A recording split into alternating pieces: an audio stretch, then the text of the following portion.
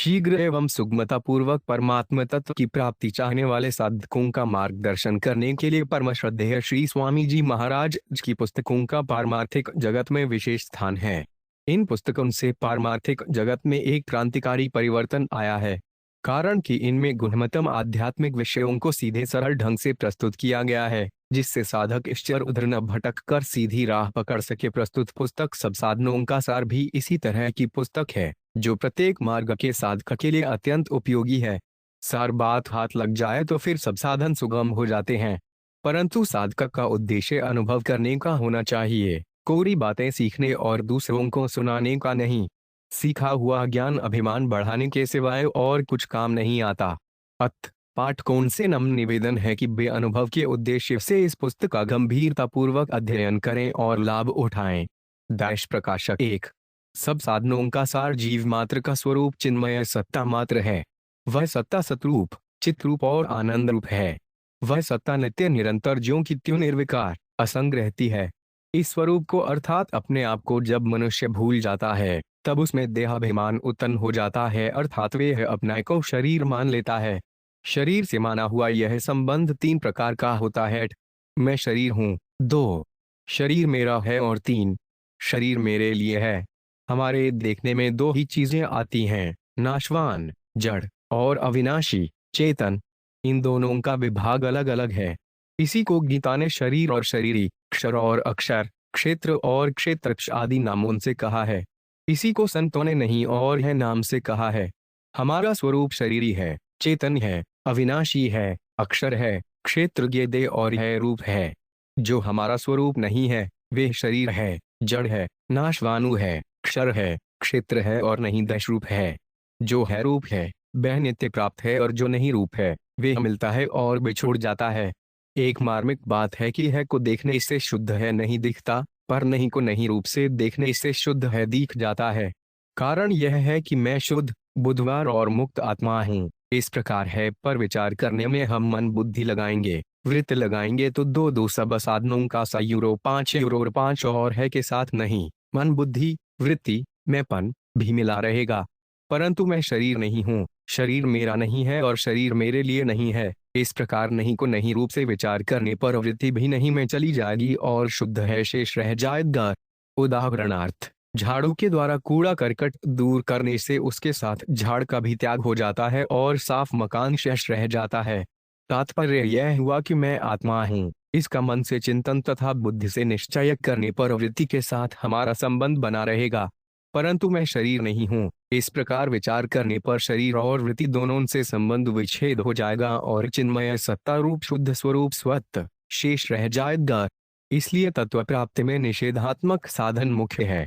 निषेधात्मक साधना में साधक के लिए 3 बातों को स्वीकार कर लेना आवश्यक है। मैं शरीर नहीं हूँ, शरीर मेरा नहीं है और शरीर मेरे लिए नहीं है। जब तक साधक में यह भाव रहेगा कि मैं शरीर हूँ और शरीर मेरा तथा मेरे लिए है, तब तक वे कितना ही उपदेश पढ़ता सुनता रहे और दूसरों को सुनाता रहे, उसको शांति नहीं मिलेगी और कल्याण भी नहीं होगा। इसलिए गीता के आरंभ में ही भगवान ने साधक के लिए इस बात पर विशेष जोर दिया है कि जो बदलता है, जिसका जन्म और मृत्यु होती है, वे शरीर तुम नहीं हो। मैं शरीर नहीं हूँ। सर्वप्रथम साधक को यह बात अच्छी तरह से समझ लेनी चाहिए कि मैं चिन्मय सत्ता रूप हूँ, शरीर रूप नहीं हूँ। हम कहते हैं कि बचपन में मैं जो था वही मैं आज हूँ। शरीर को देखें तो सब साधनों का सार 3 बचपन से लेकर आज तक हमारा शरीर इतना बदल गया कि उसको पहचान भी नहीं सकते, फिर भी हम वही हैं, यह हमारा अनुभव कहता है।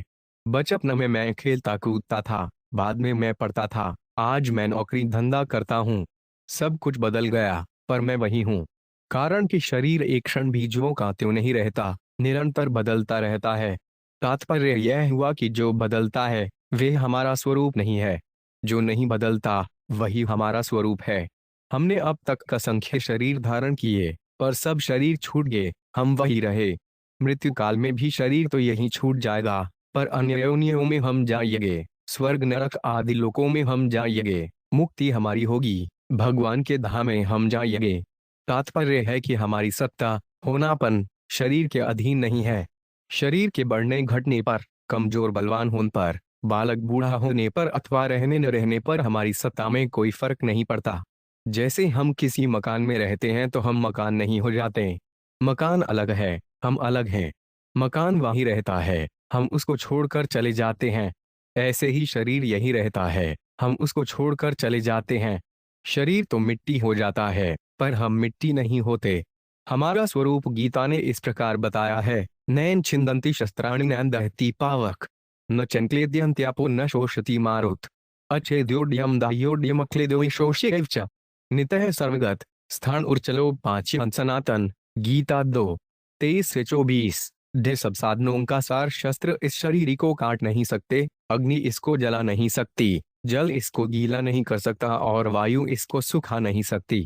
यह शरीर काटा नहीं जा सकता, यह जलाया नहीं जा सकता, यह गीला नहीं किया जा सकता और यह सुखाया भी नहीं जा सकता, कारण कि यह नित्य रहने वाला, सब में परिपूर्ण, अचल, स्थिर स्वभाव वाला और अनादि है। तात्पर्य है कि शरीर का विभाग ही अलग है और न बदलने वाले शरीरी स्वरूप का विभाग ही अलग है। हमारा स्वरूप किसी शरीर से लिप्त नहीं है, इसलिए उसको गीता में भगवान ने सर्वव्यापी कहा है। यह सर्वमिदं तत्त्वम् 2:17, सर्वगतः 2:24। तात्पर्य है कि स्वरूप एक शरीर में सीमित नहीं है, प्रत्युत सर्वव्यापी है। शरीर पृथ्वी पर ही मां के पेट में बनता है, पृथ्वी पर ही घूमता फिरता है और मस्कर पृथ्वी में ही लीन हो जाता है। इसकी 3 गतियां बताई गई हैं। इसको जला देंगे तो भस्म बन जाएगी, पृथ्वी में गाड़ देंगे तो मिट्टी बन जाएगी और जानवर खा लेंगे तो विष्ठा बन जाएगी। इसलिए शरीर मुख्य नहीं है, प्रत्युत हमारा स्वरूप मुख्य है। यद्यपि होनापन सत्ता आत्मा का ही है, शरीर का नहीं, तथापि साधक से भूल यह होती है कि वे पहले शरीर को देखकर फिर उसमें आत्मा को देखता है, पहले आकृति को देखकर फिर भाव को देखता है। ऊपर लगाई हुई पालिश कब तक टिकेगी? साधक को विचार करना चाहिए कि आत्मा पहले थी या शरीर पहले था। विचार करने पर सिद्ध होता है कि आत्मा पहले है और शरीर पीछे है, भाव पहले है और आकृति पीछे है। इसलिए सब साधनों का सार 56 हमारी दृष्टि पहले भावरूप आत्मा स्वरूप की तरफ जानी चाहिए, शरीर की तरफ नहीं।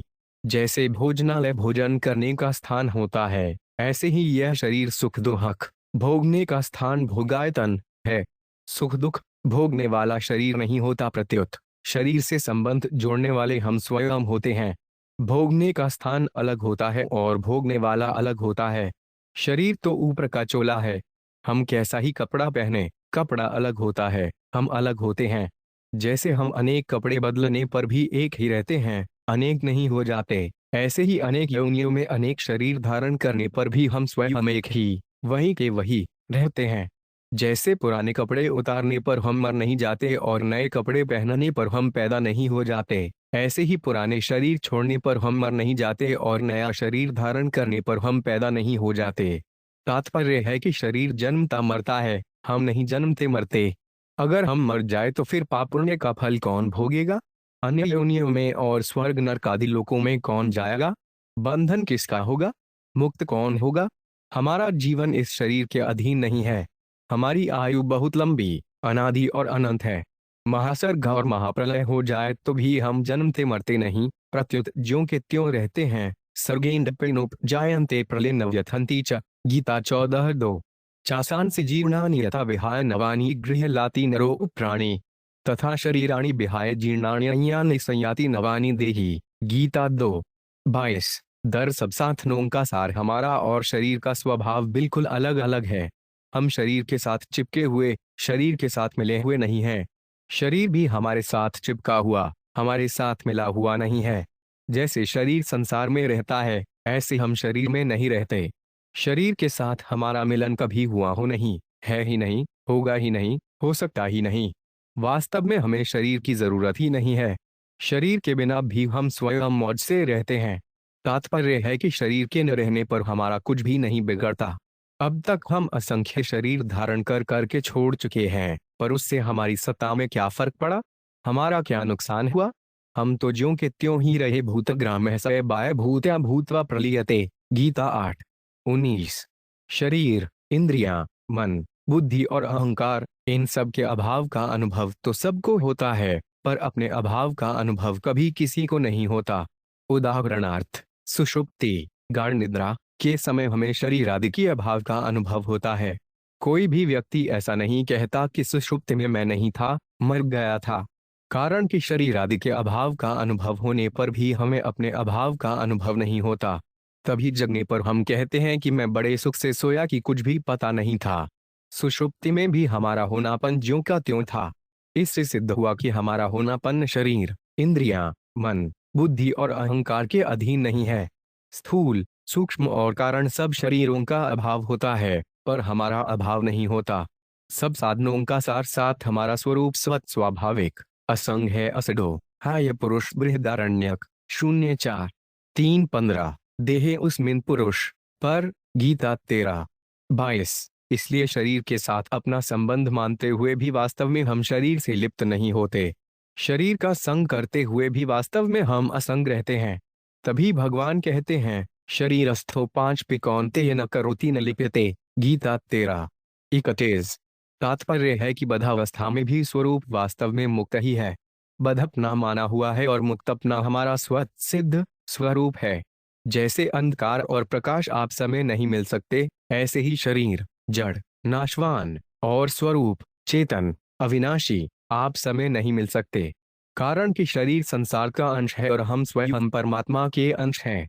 एक ही दोष अथवा गुण स्थान भेद से अनेक रूपों से प्रकट होता है। शरीर को अपने से अधिक महत्व देना अर्थात शरीर को अपना स्वरूप मानना मूल दोष है, जिससे संपूर्ण दोषों की उत्पत्ति होती है। अपने स्वरूप चिन्मय सत्ता मात्र को शरीर से अधिक महत्व देना मूल गुण है, जिससे संपूर्ण सद्गुणों की उत्पत्ति होती है। अर्जुन ने गीता के आरंभ में भगवान से अपने कल्याण का उपाय पूछा है। 6-7 ब्रूहितन में 2-7। इसके उत्तर में भगवान ने सर्वप्रथम शरीर और शरीरी स्वरूप का ही वर्णन किया। इससे सिद्ध होता है कि जो मनुष्य अपना कल्याण चाहता है, उसके लिए सबसे पहले यह जानना आवश्यक है कि मैं शरीर नहीं हूँ। जब तक उसमें मैं शरीर हूँ यह भाव रहेगा, तब तक वे कितना ही उपदेश सुनता रहे अथवा सुनाता रहे और 8 बस धनों का संयान और साधन भी करता रहे, उसका कल्याण नहीं होगा। मनुष्य शरीर विवेक प्रधान है। मैं शरीर नहीं हूँ, यह विवेक मनुष्य शरीर में ही हो सकता है। शरीर को मैं मानना मनुष्यता नहीं है, प्रत्युत पशुता है। इसलिए श्री शुकदेव जी महाराज परीक्षित से कहते हैं, त्वंतु राजन मरिषेति पशु बुद्धि में मा जाहि न जात प्राग भूतो उद्यदेहवत्व न निहक्ष्यसि। श्रीमद् 0-12-5-2। हे राजन, अब तुम यह पशु बुद्धि छोड़ दो कि मैं मर जाऊंगा। जैसे शरीर पहले नहीं था, पीछे पैदा हुआ और फिर मर जाएगा, ऐसे तुम पहले नहीं थे, पीछे पैदा हुए और फिर मर जाओगे। यह बात नहीं है। शरीर कभी एक रूप रहता ही नहीं और हमारा स्वरूप कभी अनेक रूप होता ही नहीं। शरीर जन्म से पहले भी नहीं था, मरने के बाद भी नहीं रहेगा और वर्तमान में भी यह प्रतिक्षण मर रहा है। वास्तव में गर्भ में आते ही शरीर के मरने का क्रम शुरू हो जाता है। बाल्यावस्था मर जाए तो युवावस्था आ जाती है, युवावस्था मर जाए तो वृद्धावस्था आ जाती है, वृद्धावस्था मर जाए तो देहांतर अवस्था अर्थात दूसरे शरीर की प्राप्ति हो जाती है। देहनो उसमें था देहे कौमारन यौवन जरा तथा देहांतर प्राप्तिर्धीरस्तन्नत्र न मुहाति। गीता 2-13। बाल, युवा और वृद्धि 3 अवस्थाएं स्थूल शरीर की हैं और देहांतर की प्राप्ति सूक्ष्म तथा कारण शरीर की है। देहांतर की सब साधनों का सारदर प्राप्ति मृत्यु होने पर स्थूल शरीर तो छूट जाता है, पर सूक्ष्म तथा कारण शरीर नहीं छूटते। जब तक मुक्ति न हो तब तक सूक्ष्म तथा कारण शरीर से संबंध बना रहता है। तात्पर्य है कि हमारा वास्तविक स्वरूप स्थूल, सूक्ष्म तथा कारण इन तीनों शरीरों से तथा इनकी अवस्थाओं से अतीत है। शरीर और उसकी अवस्थाएं बदलती हैं, पर स्वरूप वही का वही रहता है। जन्मना और मरना हमारा धर्म नहीं है, प्रत्युत शरीर का धर्म है। हमारी आयु अनादि और अनंत है, जिसके अंतर्गत अनेक शरीर उत्पन्न होते और मरते रहते हैं। हमारी स्वतंत्रता और असंगता स्वतः सिद्ध है। असंग, निर्लिप्त होने के कारण ही हम अनेक शरीरों में जाने पर भी वही रहते हैं, पर शरीर के साथ संग मान लेने के कारण हम अनेक शरीरों को धारण करते रहते हैं। माना हुआ संग तो टिकता नहीं, पर हम नया नया संग पकड़ते रहते हैं। अगर नया संग न पकड़ें तो मुक्ति स्वतः सिद्ध है।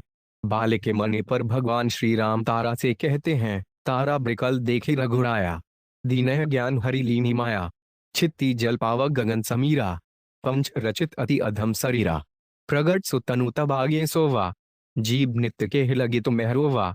उपजा ज्ञान चरण तब लागी, लीन है सी परम भक्ति बर मागी। मानस किष्किंधा 0-161।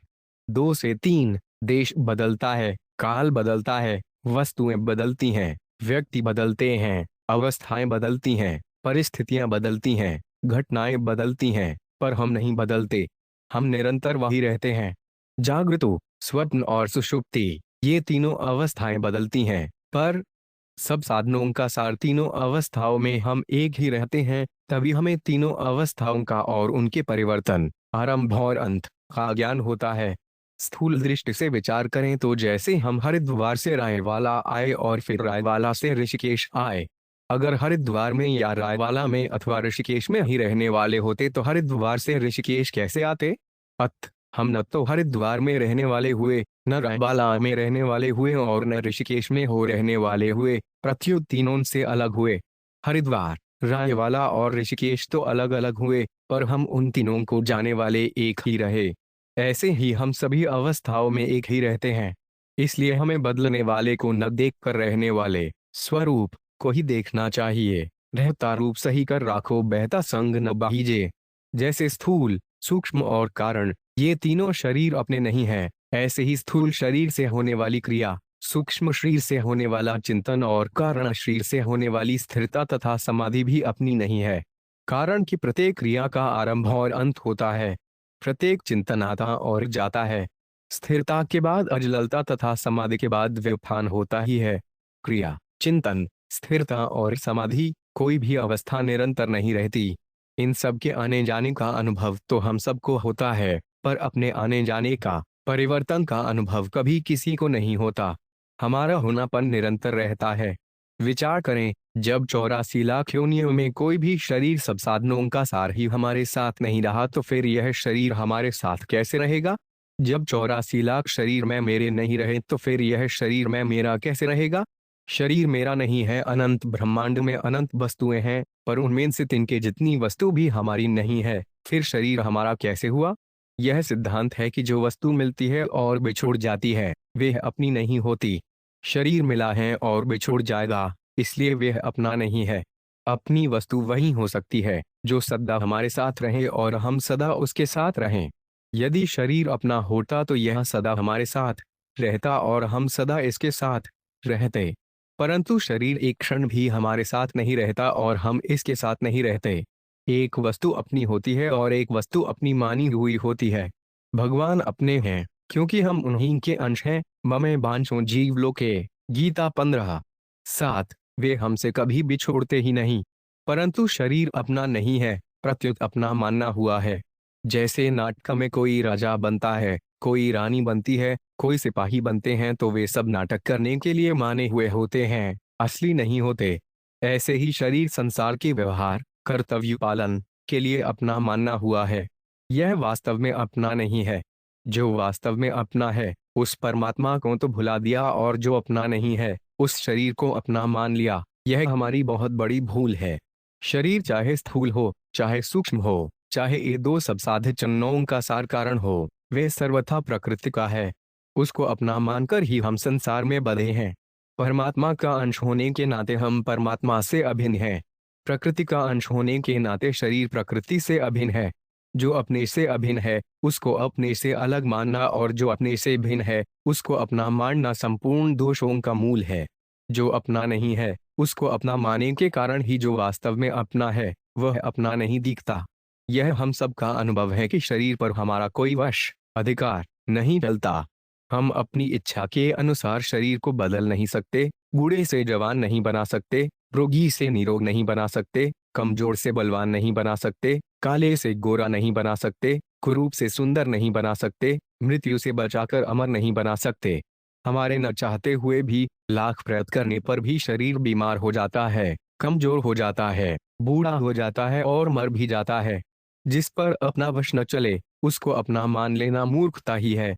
शरीर मेरे लिए नहीं है, शरीर नाशवानु है और हमारा स्वरूप अविनाशी है। अविनाशी तत्व के लिए अविनाशी वस्तु ही हो सकती है। नाशवान वस्तु अविनाशी के लिए कैसे हो सकती है? अविनाशी के क्या काम आ सकती है? अमावस्या की रात्रि सूर्य के क्या काम आ सकती है? सांसारिक शरीर आदि वस्तुएं संसार के ही काम आती हैं, हमारे काम के चिन्ह मात्र भी नहीं आती। इसलिए सब साधनों का सार 13 अनंत ब्रह्मांडों में एक भी वस्तु ऐसी नहीं है जो हमारी और हमारे लिए हो। अतः शरीर मेरे लिए है, शरीर से मेरे को कोई लाभ हो जाएगा, यह कोरा वहम है। शरीर केवल कर्म करने का साधन है और कर्म केवल संसार के लिए ही होता है। जैसे कोई लेखक जब लिखने बैठता है तब वह लेखनी को ग्रहण करता है और लिखना बंद करने पर लेखनी को छोड़ देता है, ऐसे हो हमें कर्म करते समय शरीर को स्वीकार करना चाहिए और कर्म समाप्त होते ही शरीर से असंग हो जाना चाहिए। अगर हम कुछ भी न करें तो शरीर की क्या जरूरत है? अगर हम कोई कर्म न करें तो शरीर का कोई उपयोग नहीं है। शरीर परिवार की, समाज की अथवा संसार की सेवा के लिए है, अपने लिए है ही नहीं। स्थूल शरीर से होने वाली क्रिया, सूक्ष्म शरीर से होने वाला चिंतन और कारण शरीर से होने वाली स्थिरता तथा समाधि भी हमारे लिए नहीं है। हमारे काम न क्रिया आती है, न चिंतन आता है, न स्थिरता आती है, न समाधि आती है। ये सब प्राकृत वस्तुएं हैं और संसार के ही काम आती हैं। हमारा स्वरूप इनसे अलग है। अगर शरीर हमारे लिए होता तो उसके मिलने पर हमें संतोष हो जाता, हमारे भीतर और कुछ पाने की इच्छा नहीं रहती और शरीर से कभी वियोग भी नहीं होता, वे सदा ही हमारे साथ रहता। परंतु यह सब का अनुभव है कि शरीर मिलने पर भी हमें संतोष नहीं होता, हमारी इच्छाएं समाप्त नहीं होती, हमें पूर्णता का अनुभव नहीं होता और शरीर भी सदा हमारे साथ नहीं रहता। प्रथम तीर्थ हमारे से बिछुड़ जाता है, इसलिए शरीर हमारे लिए नहीं है। एक सबसत्धनों का सार यहाँ शंका हो सकती है कि जब शरीर हमारे लिए है ही नहीं तो फिर शामतरों में मनुष्य शरीर की महिमा क्यों गाई गई है? इसका समाधान है कि वास्तव में वह महिमा शरीर आकृति की नहीं है, प्रत्युत विवेक की है। आकृति का नाम मनुष्य नहीं है, प्रत्युत विवेक शक्ति का नाम मनुष्य है। मनुष्य शरीर का मस्तिष्क विशेष प्रकार से बना हुआ है जिसमें सत और असत, कर्तव्य और अकर्तव्य का विवेक विशेष रूप से प्रकट हो सकता है। वैसा मस्तिष्क अन्य शरीरों में नहीं है। अन्य पशु आदि शरीरों का विवेक उनके जीवन निर्वाह तक सीमित रहता है। इसलिए मैं शरीर नहीं हूँ, शरीर मेरा नहीं है और शरीर मेरे लिए नहीं है, इस विवेक विरोधी संबंध का त्याग मनुष्य ही कर सकता है। उपसंहार: शरीर को मैं, मेषा और मेरे लिए मानना विवेक विरोधी संबंध है। विवेक विरोधी संबंध को रखते हुए कोई भी साधक सिद्धि को प्राप्त नहीं हो सकता। शरीर के साथ संबंध रखते हुए कोई कितनी ही तपस्या कर ले, समाधि लगा ले, लोक लोकांतरों में घूम आए अथवा यज्ञ दान आदि बड़े बड़े पुण्य कर्म कर ले तो भी उसका बंधन सर्वथा नहीं मिट सकता। परंतु शरीर के संबंध का त्याग होते ही बंधन मिट जाता है और सत्य तत्व की अनुभूति हो जाती है। इसलिए विवेक विरोधी संबंध का त्याग किए बिना साधक को चैन से नहीं बैठना चाहिए। अगर हम शरीर से माने हुए संबंध का त्याग न करें तो भी शरीर हमारा त्याग कर ही देगा। जो हमारा त्याग अवश्य करेगा उसका त्याग सब साधनों का सार शब्द 5 करने में क्या कठिनाई है? किसी भी मार्ग का साधक क्यों ना हो, उसे इस सत्य को स्वीकार करना ही पड़ेगा कि शरीर मैं नहीं हूँ, शरीर मेरा नहीं है और शरीर मेरे लिए नहीं है। कारण कि शरीर के साथ अपना संबंध मानना ही मूल बंधन अथवा दोष है, जिससे संपूर्ण दोषों की उत्पत्ति होती है। शरीर संसार की वस्तु है। संसार की वस्तु को मैं, मेरा और मेरे लिए मान लेना बेईमानी है और इसी बेईमानी का दंड है जन्म मरण रूप महान दुख। इसलिए साधक का कर्तव्य है कि वह ईमानदारी के साथ संसार की वस्तु को संसार की ही मानते हुए उसे संसार की सेवा में अर्पित कर दे और भगवान की वस्तु को अर्थात अपने आप को भगवान का ही मानते हुए भगवान के समर्पित कर दे। ऐसा करने में ही मनुष्य जन्म की पूर्ण सार्थकता है। हसज जजब की हई 10,205-2 अपना किसे माने? सच्चे हृदय से स्वीकार कर ले कि हम भगवान के हैं और भगवान हमारे हैं। भगवान ने जीव को खास अपना अंश बताया है। ममैवांशो जीवलोके, गीता 15:7। अंश होने के नाते हम खास भगवान के हैं। भगवान के सिवाय दूसरी चीज को अपनी मानना बहुत बड़ी गलती है। भगवान के सिवाय दूसरा सब क्षण भंगुर है, नाशवान है। यद्यपि वह क्षण भंगुर, नाशवान भी भगवान की ही अपरा प्रकृति है, पर हम उसको भगवान की वस्तु न मानकर भोग और संग्रह की दृष्टि से देखते हैं। संसार भगवान का है, उसको अपने भोग और संग्रह के लिए मानना बहुत बड़ी गलती है। संसार तो खिलौना है, खेल की सामग्री है। खिलौना कोई तत्व नहीं होता, वह तो खेल के लिए होता है। उसमें कभी हार होती है, कभी जीत होती है। हार और जीत कोई तत्व नहीं रखते। तत्व की चीज तो एक परमात्मा ही है। उस परमात्मा की विलक्षणता का पूरा वर्णन कोई कर सकता ही नहीं। वह अनंत है, अपार है, असीम है। आज दिन तक वेद पुराण आदि शास्त्रों में परमात्मा का जो वर्णन हुआ है, वह सब का सब इकट्ठा कर लिया जाए तो उससे परमात्मा के किसी छोटे अंश का भी वर्णन नहीं होगा। ऐसे अनंत अपार परमात्मा का वर्णन तो नहीं कर सकते, पर उनको अपना मान सकते हैं। इसलिए मीराबाई ने कहा, मेरे तो गिरधर गोपाल, दूसरों न कोई। यह असली तत्व की समझ की बात है। भगवान हमारे हैं और सदा हमारे ही रहेंगे। हम कहीं भी चले जाएं, वे सदा हमारे साथ में ही रहते हैं। भगवान के सिवाय दूसरा कोई हमारे साथ रहता ही नहीं, रह सकता ही नहीं। फिर भगवान के सिवाय और अपना किसे माने, 7 17 किसको अपना माने। अंत में भगवान को ही अपना मानना पड़ेगा। ऐसा साथी और कोई मिलेगा नहीं। विचार करें, क्या शरीर हरदम साथ में रहेगा? क्या घर कुटुंब सदा साथ में रहेगा? क्या जमीन जायदाद सदा साथ में रहेगी? क्या आदर सत्कार मान बड़ाई सदा साथ में रहेगी? जब हमारे साथ रहने वाली कोई चीज है ही नहीं, तो फिर किससे अपनापन करें? किससे प्रेम करें? किसको अपना समझे? अब चाहे परवश, पराधीन, मजबूर, लाचार होकर ही क्यों न मानना पड़े, हमें परमात्मा को ही अपना मानना पड़ेगा। कोई साथ में रहने वाला है ही नहीं तो क्या करें? साथ में रहने वाला एक ही है, और वे है परमात्मा। हम 84 लाख योनियों में जाए, स्वर्ग में जाए, नस्कों में जाए, किसी भी लोक में जाएं, तो भी वे हमारा साथ कभी छोड़ता नहीं। हमारा साथ छोड़ना उसको आता ही नहीं। परमात्मा में अनंत सामर्थ्य है, पर हमारा साथ छोड़ने की उसमें सामर्थ्य ही नहीं है। इस विषय में वह लाचार है। संत महात्माओं ने इस बात को ठीक तरह से जानकर ही भगवान को अपना मानना है, उनसे प्रेम किया है। भगवान के समान साथी कोई नहीं मिलेगा, कभी नहीं मिलेगा, कहीं नहीं मिलेगा। आपको जचे या न जचे, यह बात अलग है, पर बात यही सच्ची है। भगवान ने भी साफ कह दिया, ममैवांशो जीवलोके जीवभूत सनातन। गीता 15:7। इस संसार में जीव बना हुआ आत्मा स्वयं मेरा ही सनातन अंश है। गोस्वामी तुलसीदास जी महाराज ने भी कहा है, ईस्तर अंश जीव अविनाशी, चेतन अमल सहज सुखरासी। मानस उत्तर 0:117। 2 षट सब साधनों का सार ईश्वर का अंश होने से जीव अविनाशी है, चेतन है, मल रहित है और सहज सुखराशि है। परंतु मिलने और बिछुड़ने वाले पदार्थों को अपना मानकर यह दुख पा रहा है। यह कभी माता का वियोग होने से रोता है, कभी पिता का वियोग होने से रोता है, कभी स्त्री का वियोग होने से रोता है, कभी पुत्र का वियोग होने से रोता है, कभी मित्र का वियोग होने से रोता है। यह सोचता ही नहीं कि जिनसे रोना पड़े, ऐसों को अपना साथी क्यों बनाऊं? संसार के सभी संबंध सेवा करने के लिए हैं, अपना मानने के लिए नहीं। उनको अपना मानोगे तो एक दिन रोना ही पड़ेगा। जिनको हम अपना प्रिय मानते हैं, वे एक दिन हमें रुलाएंगे। प्रियं रोत्स्यति। बृहदारण्यक 1:4-8। इसलिए हमें ऐसा साथी बनाना चाहिए जिसके लिए कभी रोना पड़े ही नहीं, पीछे रोना पड़े। ऐसी भूल करें ही क्यों? कोई बालक या जवान मर जाता है तो बूढ़ी माताएं कहती हैं कि हमने ऐसा नहीं जाना था कि यह हमारे को छोड़ जाएगा। नहीं जाना था तो अब जान जाओ कि ये सभी जाने वाले हैं। अब ऐसा साथी बनाओ कि कभी छोड़कर जाया ही नहीं। ऐसा साथी केवल भगवान ही है। भगवान कभी बदलते ही नहीं, कभी बूढ़े होते ही नहीं, कभी उनके सफेद बाल होते ही नहीं, कभी मरते ही नहीं। उनका बनाया हुआ संसार तो सेवा करने के लिए है। सेवा करने की सामग्री को भोग सामग्री समझ लेना गलती है। जिस वस्तु का संयोग और वियोग होता है, वह वस्तु अपनी और अपने लिए होती ही नहीं। उसको केवल सेवा के लिए ही मानो। आज मानो तो आज निहाल हो जाओगे। जैसे मनुष्य दान पुण्य के लिए पैसे निकालता है तो उसके भीतर यह भाव रहता है कि यह पैसा अपने लिए नहीं है, देने के लिए है। ऐसे ही संसार की सब वस्तुओं के लिए मान लो कि ये अपने लिए नहीं है, सेवा के लिए अपना किसे माने। 19 हैं। उनसे अपना शरीर निर्वाह करने में कोई हर्ज नहीं है। उनसे अपना निर्वाह तो करो, पर उनको अपना साथी मत मानो। आप प्रत्यक्ष देखते हैं कि किसी का भी शरीर सदा नहीं रहता। आपके सामने वस्तु नष्ट हो जाती है और आप रोते हैं। इसलिए इतना विचार तो होना चाहिए कि जिसके बिछुड़ने पर रोना पड़े, उसको अपना न माने।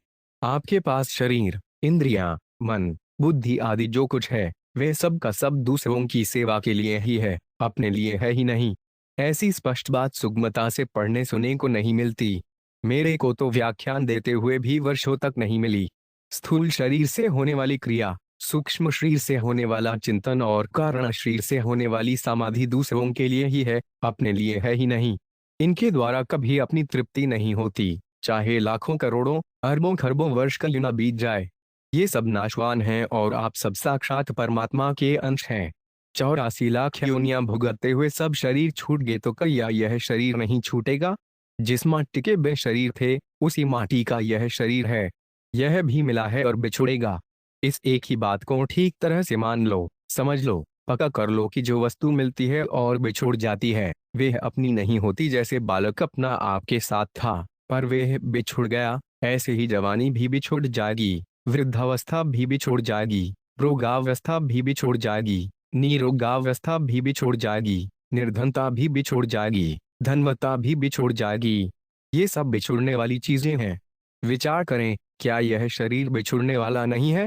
क्या धन संपत्ति बिछुड़ने वाली नहीं है? क्या घर, जमीन, रुपए, सच साधनों का सारकुद थंब आदि बिछुड़ने वाले नहीं हैं? क्या ये आपसे अलग नहीं होंगे? क्या आप इनसे अलग नहीं होंगे? अभी आपके जितने साथी हैं, क्या ये सदा आपके साथ रहेंगे? जो आपसे अलग होने वाले हैं, उनकी सेवा करो, उनको सुख आराम पहुंचाओ, उनसे अच्छा बर्ताव करो। सदा साथ रहने वाले एक भगवान ही है। उनको आप चाहे सगुण मानो, चाहे निर्गुण मानो, चाहे द्विभुज मानो, चाहे चतुर्भुज मानो, आपकी जैसी मर्जी हो वैसा मानो। वे ही सदा साथ रहने वाले हैं। उनके सिवाय और कोई साथ रहने वाला नहीं है। उनके सिवाय सब बिछुड़ने वाले हैं। अच्छे अच्छे संत महात्माओं का भी शरीर नहीं रहा, फिर आपका शरीर कैसे रह जाएगा? दो आज दिन तक ऐसी रीत चली आ रही है, अब क्या कोई नई रीत हो जाएगी? जाने वाले में मोह मत करो। मोह करोगे तो रोना पड़ेगा। हम भगवान के हैं, भगवान हमारे हैं। हम और किसी के नहीं हैं, और कोई हमारा नहीं है। इस बात को आज मान लो तो आज ही सुखी हो जाओगे। सेवा करने के लिए सब अपने हैं, सब भगवान के प्यारे हैं, इसलिए सबकी सेवा करो। भगवान ने कहा है, सब मगर प्रिय सब मन उपजाए। मानस उत्तर 086। 2 सबकी सेवा करो, पर किसी को अपना मत मानो। आपका रोना दुख छूट जाएगा। अगर आपसे मोह ना छूटे तो सच्चे हृदय से भगवान को पुकारो कि हे नाथ, हे मेरे नाथ, मैं आफत में फंस गया, मेरी यह आफत छुड़ाओ। भगवान अवश्य छुड़ा देंगे। और डिजर 5 मिनट डिजब चज 3 सब कुछ परमात्मा का है। गीता में भगवान ने कहा है, भूमिरापो 5 नलु वायु खौन मनोबुद्धि रेवच अहड्डार इति में भिन्ना प्रकृतिरष्टधा अप्रेयमितस्त्वय्या प्रकृति विधि में पराम जीवभूत आ महाबाहो यद्मन धारते जगतो। 7 4 से 5 पृथ्वी, जल, तेज, वायु, आकाश, ये पंच महाभूत और मन, बुद्धि तथा अहंकार, यह 8 प्रकार के भेदों वाली मेरी अपर प्रकृति है। हे महाबाहो, इस अपरा प्रकृति से भिन्न जीव रूप बनी हुई मेरी परा प्रकृति को जान, जिसके द्वारा यह जगत धारण किया जाता है। सृष्टि मात्र में इन 8 चीजों के सिवाय कुछ नहीं है। ये आठों परमात्मा की प्रकृति स्वभाव होने से परमात्मा का ही स्वरूप है। पंचमहाभूतों से बना हुआ शरीर और मन, बुद्धि तथा अहंकार भी भगवान के ही हुए। इनको हम अपना मान लेते हैं, यही गलती है। जीव भी परमात्मा की प्रकृति होने से परमात्मा का ही स्वरूप हुआ। आप विचार करें, 8 प्रकार की अपरा प्रकृति, जीव और परमात्मा, इन 10 के सिवाय और क्या है? सब कुछ परमात्मा ही हुए, सब जगी स्वरूप है। वासुदेव सर्वम, गीता 7:19। शरीर, इंद्रियां, मन, बुद्धि सबके सब परमात्मा के हैं। इनको अपना मानकर ही हम बंधन में पड़े हैं। इनको अपना मत मानो तो आपको बंधन बिल्कुल नहीं होगा। आप मन को सर्वथा भगवान का ही मान लो तो मन के विकार आपको नहीं लगेंगे। मन के 22 सब साधनों का सार सुख दुख आपको नहीं लगेंगे। जब सब कुछ भगवान का ही है, आपका कुछ है ही नहीं, फिर आपका किसी से क्या लेना देना? आपका काम यही है कि भगवान की प्रकृति को अपना मत मानो, मन को अपना मत मानो, बुद्धि को अपना मत मानो, अहंकार को अपना मत मानो।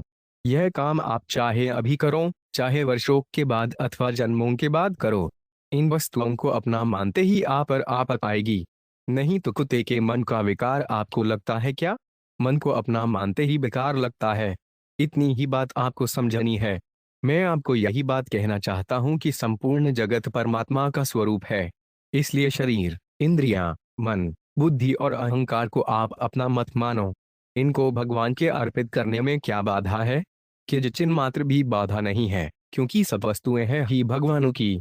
उनको अपना मानना ही गलती है। जिसके फलस्वरूप पाप पुण्य तथा जन्म मरण होते हैं। उनको अपना मत मानो तो कोई बंधन नहीं रहेगा, कल्याण हो जाएगा। किसी को अपना मानने या न मानने में मनुष्य सर्वथा स्वतंत्र है, परतंत्र है ही नहीं। आप धर्मशाला में रहते हैं, सब काम करते हैं, पर भीतर से मानते हैं कि यह मेरा नहीं है। राजकीय वस्तु को कोई अपनी मान लेता है तो उसको दंड मिलता है। उसको अपनी न मानकर उचित व्यवहार करें तो दंड क्यों मिलेगा? अगर आपको अपना कल्याण करना है, जन्म मरण में नहीं जाना है, तो इतनी सी बात मान लो कि सब वस्तुएं भगवान की हैं, मेरी नहीं है। भगवान भी कहते हैं, मत है परतरन नाण्यत की क्लिदस्ती धनज्ञ। गीता 7:7। सब कुछ परमात्मा का है, ए रेव दो ए ढे धनजय। मेरे सिवाय इस जगत का दूसरा कोई की बिन मात्र भी कारण तथा कार्य नहीं है। अगर अपना उद्धार करना हो तो सच्ची बात को स्वीकार कर लो कि सब कुछ भगवान का है। स्वीकार करना या न करना आपकी मर्जी के अधीन है। शरीर को आपने अपना मान लिया, पर यह आपका है नहीं। एक दिन शरीर छूट जाएगा, मर जाएगा और लोग इसको जला देंगे। जैसे मरने के समय यह आपके साथ नहीं रहेगा, ऐसे अब भी यह आपके साथ नहीं है। इतनी सी बात आप स्वीकार कर लो तो सब काम ठीक हो जाएगा। आप कह सकते हैं कि हमारे से स्वीकार नहीं होता, परंतु यह बात आपके भीतर खटकनी चाहिए कि स्वीकार क्यों नहीं होता। इस पर आपका वश चलता है क्या? इसका रात दिन विचार होना चाहिए, फिर स्वीकार हो जाएगा। कारण कि सच्ची बात मिट नहीं सकती। 2 और 2 4 ही होंगे, 3 या 5 नहीं हो सकते। आप मकान को अपना मानते हो, पर जब उसको बेच देते हो तब उसको अपना मानते हो क्या? आप खुद विचार करो कि कौन सी बात सच्ची है। सच्ची बात को स्वीकार करने में बाधा क्या है? आपके मन में उत्कंठा होनी चाहिए कि अब तो मैं सच्ची बात मानूंगा। चाहे आज मानो, चाहे वर्षों के बाद मानो, चाहे जन्मों के बाद मानो, कभी न कभी सच्ची बात को मानना ही पड़ेगा। जब तक सच्ची बात को नहीं मानोगे, तब तक सुखी नहीं हो सकते। दुख पाना ही पड़ेगा। सच्ची बात को माने बिना पिंड नहीं छूटेगा। जब सच्ची बात माने बिना कभी शांति मिलेगी नहीं, तो फिर झूठी बात क्यों माने? जब कभी कल्याण होगा तो सच्ची बात को माने से ही होगा। रामानंद आनंद से सिन्वरया सरसी काज, भावे सिन्वरो काल ही, भावे सिन्वरो आज। 24 सब साधनों का सार यह आपके कल्याण की बात है, इसलिए आपके हित के लिए ही कहता हूँ। आप मान लोगे तो मेरे को क्या मिल जाएगा? आप नहीं मानोगे तो मेरे को क्या घाटा पड़ जाएगा? मेरी तो यही प्रार्थना है कि आप सच्ची बात मान लो। सच्ची बात को पहले स्वीकार कर लो, फिर वे वैसी ही दिखने लग जाएगी। मन बुद्धि आदि सबको भगवान का मान लो तो आपका सांसारिक व्यवहार भी बढ़िया होगा। किसी प्रकार का कोई नुकसान नहीं होगा। अगर आपको विश्वास ना होता हो तो मेरे से सौदा कर लो। जो नफा होगा वह आपका और जो नुकसान होगा वह मेरा। आप यह तो कह सकते हैं कि बात हमारे माने में नहीं आती, पर बात यह सच्ची है, यह तो आप स्वीकार कर ही सकते हैं। स्वीकार करने में क्या नुकसान है? भगवान ने गीता में कहा है, वासुदेव सर्वमिति स महात्मा सुदुर्लभ। 7:19। अर्थात सब कुछ परमात्मा ही है, ऐसा अनुभव करने वाला महात्मा अत्यंत दुर्लभ है। दुर्लभ होने के कारण यह बात हमारे माने में नहीं आती तो कोई हर्ज नहीं। आपके भीतर यह इच्छा जागृत रहनी चाहिए कि यह बात हमारे माने में कैसे आए। एकांत में अकेले बैठकर विचार करो। सच्ची बात को स्वीकार कर लो तो जिसको भगवान ने दुर्लभ महात्मा कहा है, वे महात्मा आप बन जाओगे। सच्ची बात को काटने की चेष्टा न करके जाने की चेष्टा करो। आपका व्यवहार भी ठीक हो जाएगा, परमार्थ भी ठीक हो जाएगा। सच्ची बात को स्वीकार कर लो तो वे माने में आ ही जाएगी, चाहे आज आ जाए या दिनों के बाद, महीनों के बाद अथवा वर्षों के बाद। सच्ची बात अनुभव में आएगी। सब कुछ परमात्मा का है, 25 ही यह नियम है। इसलिए सच्ची बात को आज ही और अभी स्वीकार कर लो। सब कुछ परमात्मा ही है, इस बात को स्वीकार करना है। सच्ची बात को स्वीकार करने में हिम्मत नहीं हारनी चाहिए। आप मानो चाहे नहीं मानो, सच्ची बात अंत में सच्ची ही रहेगी। अगर आप मान लो तो बड़ा भारी लाभ है। अगर आज मान लो और आज ही मृत्यु हो जाए तो भी मानी हुई बात नष्ट नहीं होगी। सच्ची बात की जितनी स्वीकृति हो गई, उतनी स्वीकृति किसी भी जन्म में मिटेगी नहीं। किसी भी जन्म में जाओ, वहीं तैयार मिल जाएगी। पूर्वाभ्यासेन तेनाय भिजते भावशो 5 पिसह। गीता 6:44। सच्ची बात आपने जितनी स्वीकार कर ली, उतनी आपके पास पूंजी हो गई। अब वे कभी मिटेगी नहीं। सत्संग के संस्कार कभी मिटते नहीं। आप चाहें तो इसी जन्म में सच्ची बात की स्वीकृति हो जाएगी। सच्ची बात कभी मिटती नहीं और झूठी बात टिकती नहीं। हरदम इस बात का मनन करो कि सच्ची बात यही है तो चट काम हो जाएगा। जैसे दूर कोई मंदिर हो और वहां जाने का सीधा रास्ता हो तो हम वहां पहुंच ही जाएंगे। ऐसे ही हमें वासुदेव सर्वम सब कुछ परमात्मा ही है यहाँ तक पहुंचना है। कारण की अंतिम सर्वश्रेष्ठ और सच्ची बात यही है। यह भगवान के वचन हैं। भगवान के समान हमारा सुहृद कोई है नहीं, हो सकता नहीं। इसलिए इस बात को आप सरलता से सच्चे हृदय से अभी स्वीकार कर लो। हद जैसी हद 2-0-4। सच्ची बात एक साधक का प्रश्न आया है कि सब कुछ भगवान ही है। यह बात बुद्धि से तो समझ हमें आती है, पर इसका स्वयं से अनुभव कैसे हो? स्वयं से अभी अनुभव ना हो तो कोई बात नहीं, चिंता मत करो। बुद्धि से भी समझ में आए या न आए, आप इतना मान लो कि बात यही सच्ची है। हमारे अनुभव में नहीं आई, समझ हमें नहीं आई तो भी बात तो यही है। हमारी समझ हमें कमी है, तत्व हमें कमी नहीं है। इसलिए सच्ची बात अवश्य बैठेगी, हटेगी नहीं। और किसी के कहने से माने में न आए तो मेरे कहने से मान लो। इसमें अभ्यास नहीं है। अभ्यास से अनुभव नहीं होता, क्योंकि अभ्यास जड़ से होता है। शरीर, इंद्रियां, मन, बुद्धि के बिना अभ्यास नहीं होता। जड़ से चेतन की प्राप्ति नहीं होती। चेतन की प्राप्ति चेतन से ही होती है। जड़ से सांसारिक काम होता है। परमात्मा को तो केवल मानना है, स्वीकार करना है, क्योंकि वह तो है ही ऐसा। यह गडजाजी है, इसमें अभ्यास क्या है? पहले हम इसको एक नदी मानते थे। अब किसी ने बता दिया कि यह गडजाजी है तो मानने में क्या जोर आया? ऐसे ही मान लो कि यह सब परमात्मा है। हमें अनुभव हो या न हो, बुद्धि में आए या न आए, पर सच्ची बात तो सच्ची ही रहेगी। उसको कोई झूठी कर सकता ही नहीं। कम से कम सत्संग करने वाले भाई बहन तो इस बात को मान ही सकते हैं। सब कुछ भगवान ही है, इसको स्वीकार कर लो बस, और कुछ नहीं करना है। स्वीकार करने मात्र से काम हो जाएगा। सच्ची बात 27 क्योंकि बात है ही ऐसी। यह किसी की बनाई हुई नहीं है। यह सब परमात्मा है। यह कच्ची बात नहीं है, पक्की बात है। इसलिए इसमें संदेह संशय करने की जरूरत नहीं है। इसको एक बार मान लिया तो बस मान ही लिया। मनुष्य अग्नि की साक्षी में विवाह करता है। ब्राह्मण कन्या से कह देता है कि बेटी तेरे पति ये हैं तो बस वे उसको सदा के लिए अपना पति मान लेती है। अपना पति मानते ही उसका गोत्र बदल जाता है। फिर बहमा बन जाती है, दादी बन जाती है, परदादी बन जाती है। पोते पर पोते की बहू आती है तो दादी जी कहती हैं, घर खोए पराई जाई इस पराई जाई, पराए घर में जन्मी छोकरी ने मेरा घर खो दिया, घर बिगाड़ दिया। अब उस दादी जी से पूछो कि माँ जी आप तो घर जाई हो। दादी जी को याद ही नहीं है कि मैं भी पराई जाई हूँ। वह तो यही देखती है कि मैं दादी पर दादी हूँ और यह मेरा पोता पर पोता है, यह मेरा कुटुंब है। इसी तरह आप सच्ची बात को स्वीकार कर लो, फिर सब कुछ हो जाएगा। भीतर से स्वीकार कर लो कि यह सब कुछ भगवान ही है। स्वीकृति करने में शरीर की कोई जरूरत नहीं है। शरीर बीमार हो या स्वस्थ, स्वीकृति करने में कोई बाधा नहीं लगती। सब कुछ परमात्मा ही है, यह स्वीकार कर लो तो संसार है यह भावना मिट जाएगी और परमात्मा ही रह जाएंगे, जो कि वास्तव में है। एक कहानी है। एक लड़का मुंबई में रहता था। उसके पिताजी दूर गांव में रहते थे। एक बार वह लड़का बीमार हो गया। पिता को बीमारी का समाचार मिला तो विचार किया कि चलो जाकर मिल आए। देवयोग से वे जिस धर्मशाला में ठहरे थे, उनका 28 सब साधनों का सार लड़का भी उसी धर्मशाला में पास वाले कमरे में ठहर गया। लड़के को बड़ी खांसी आ रही थी।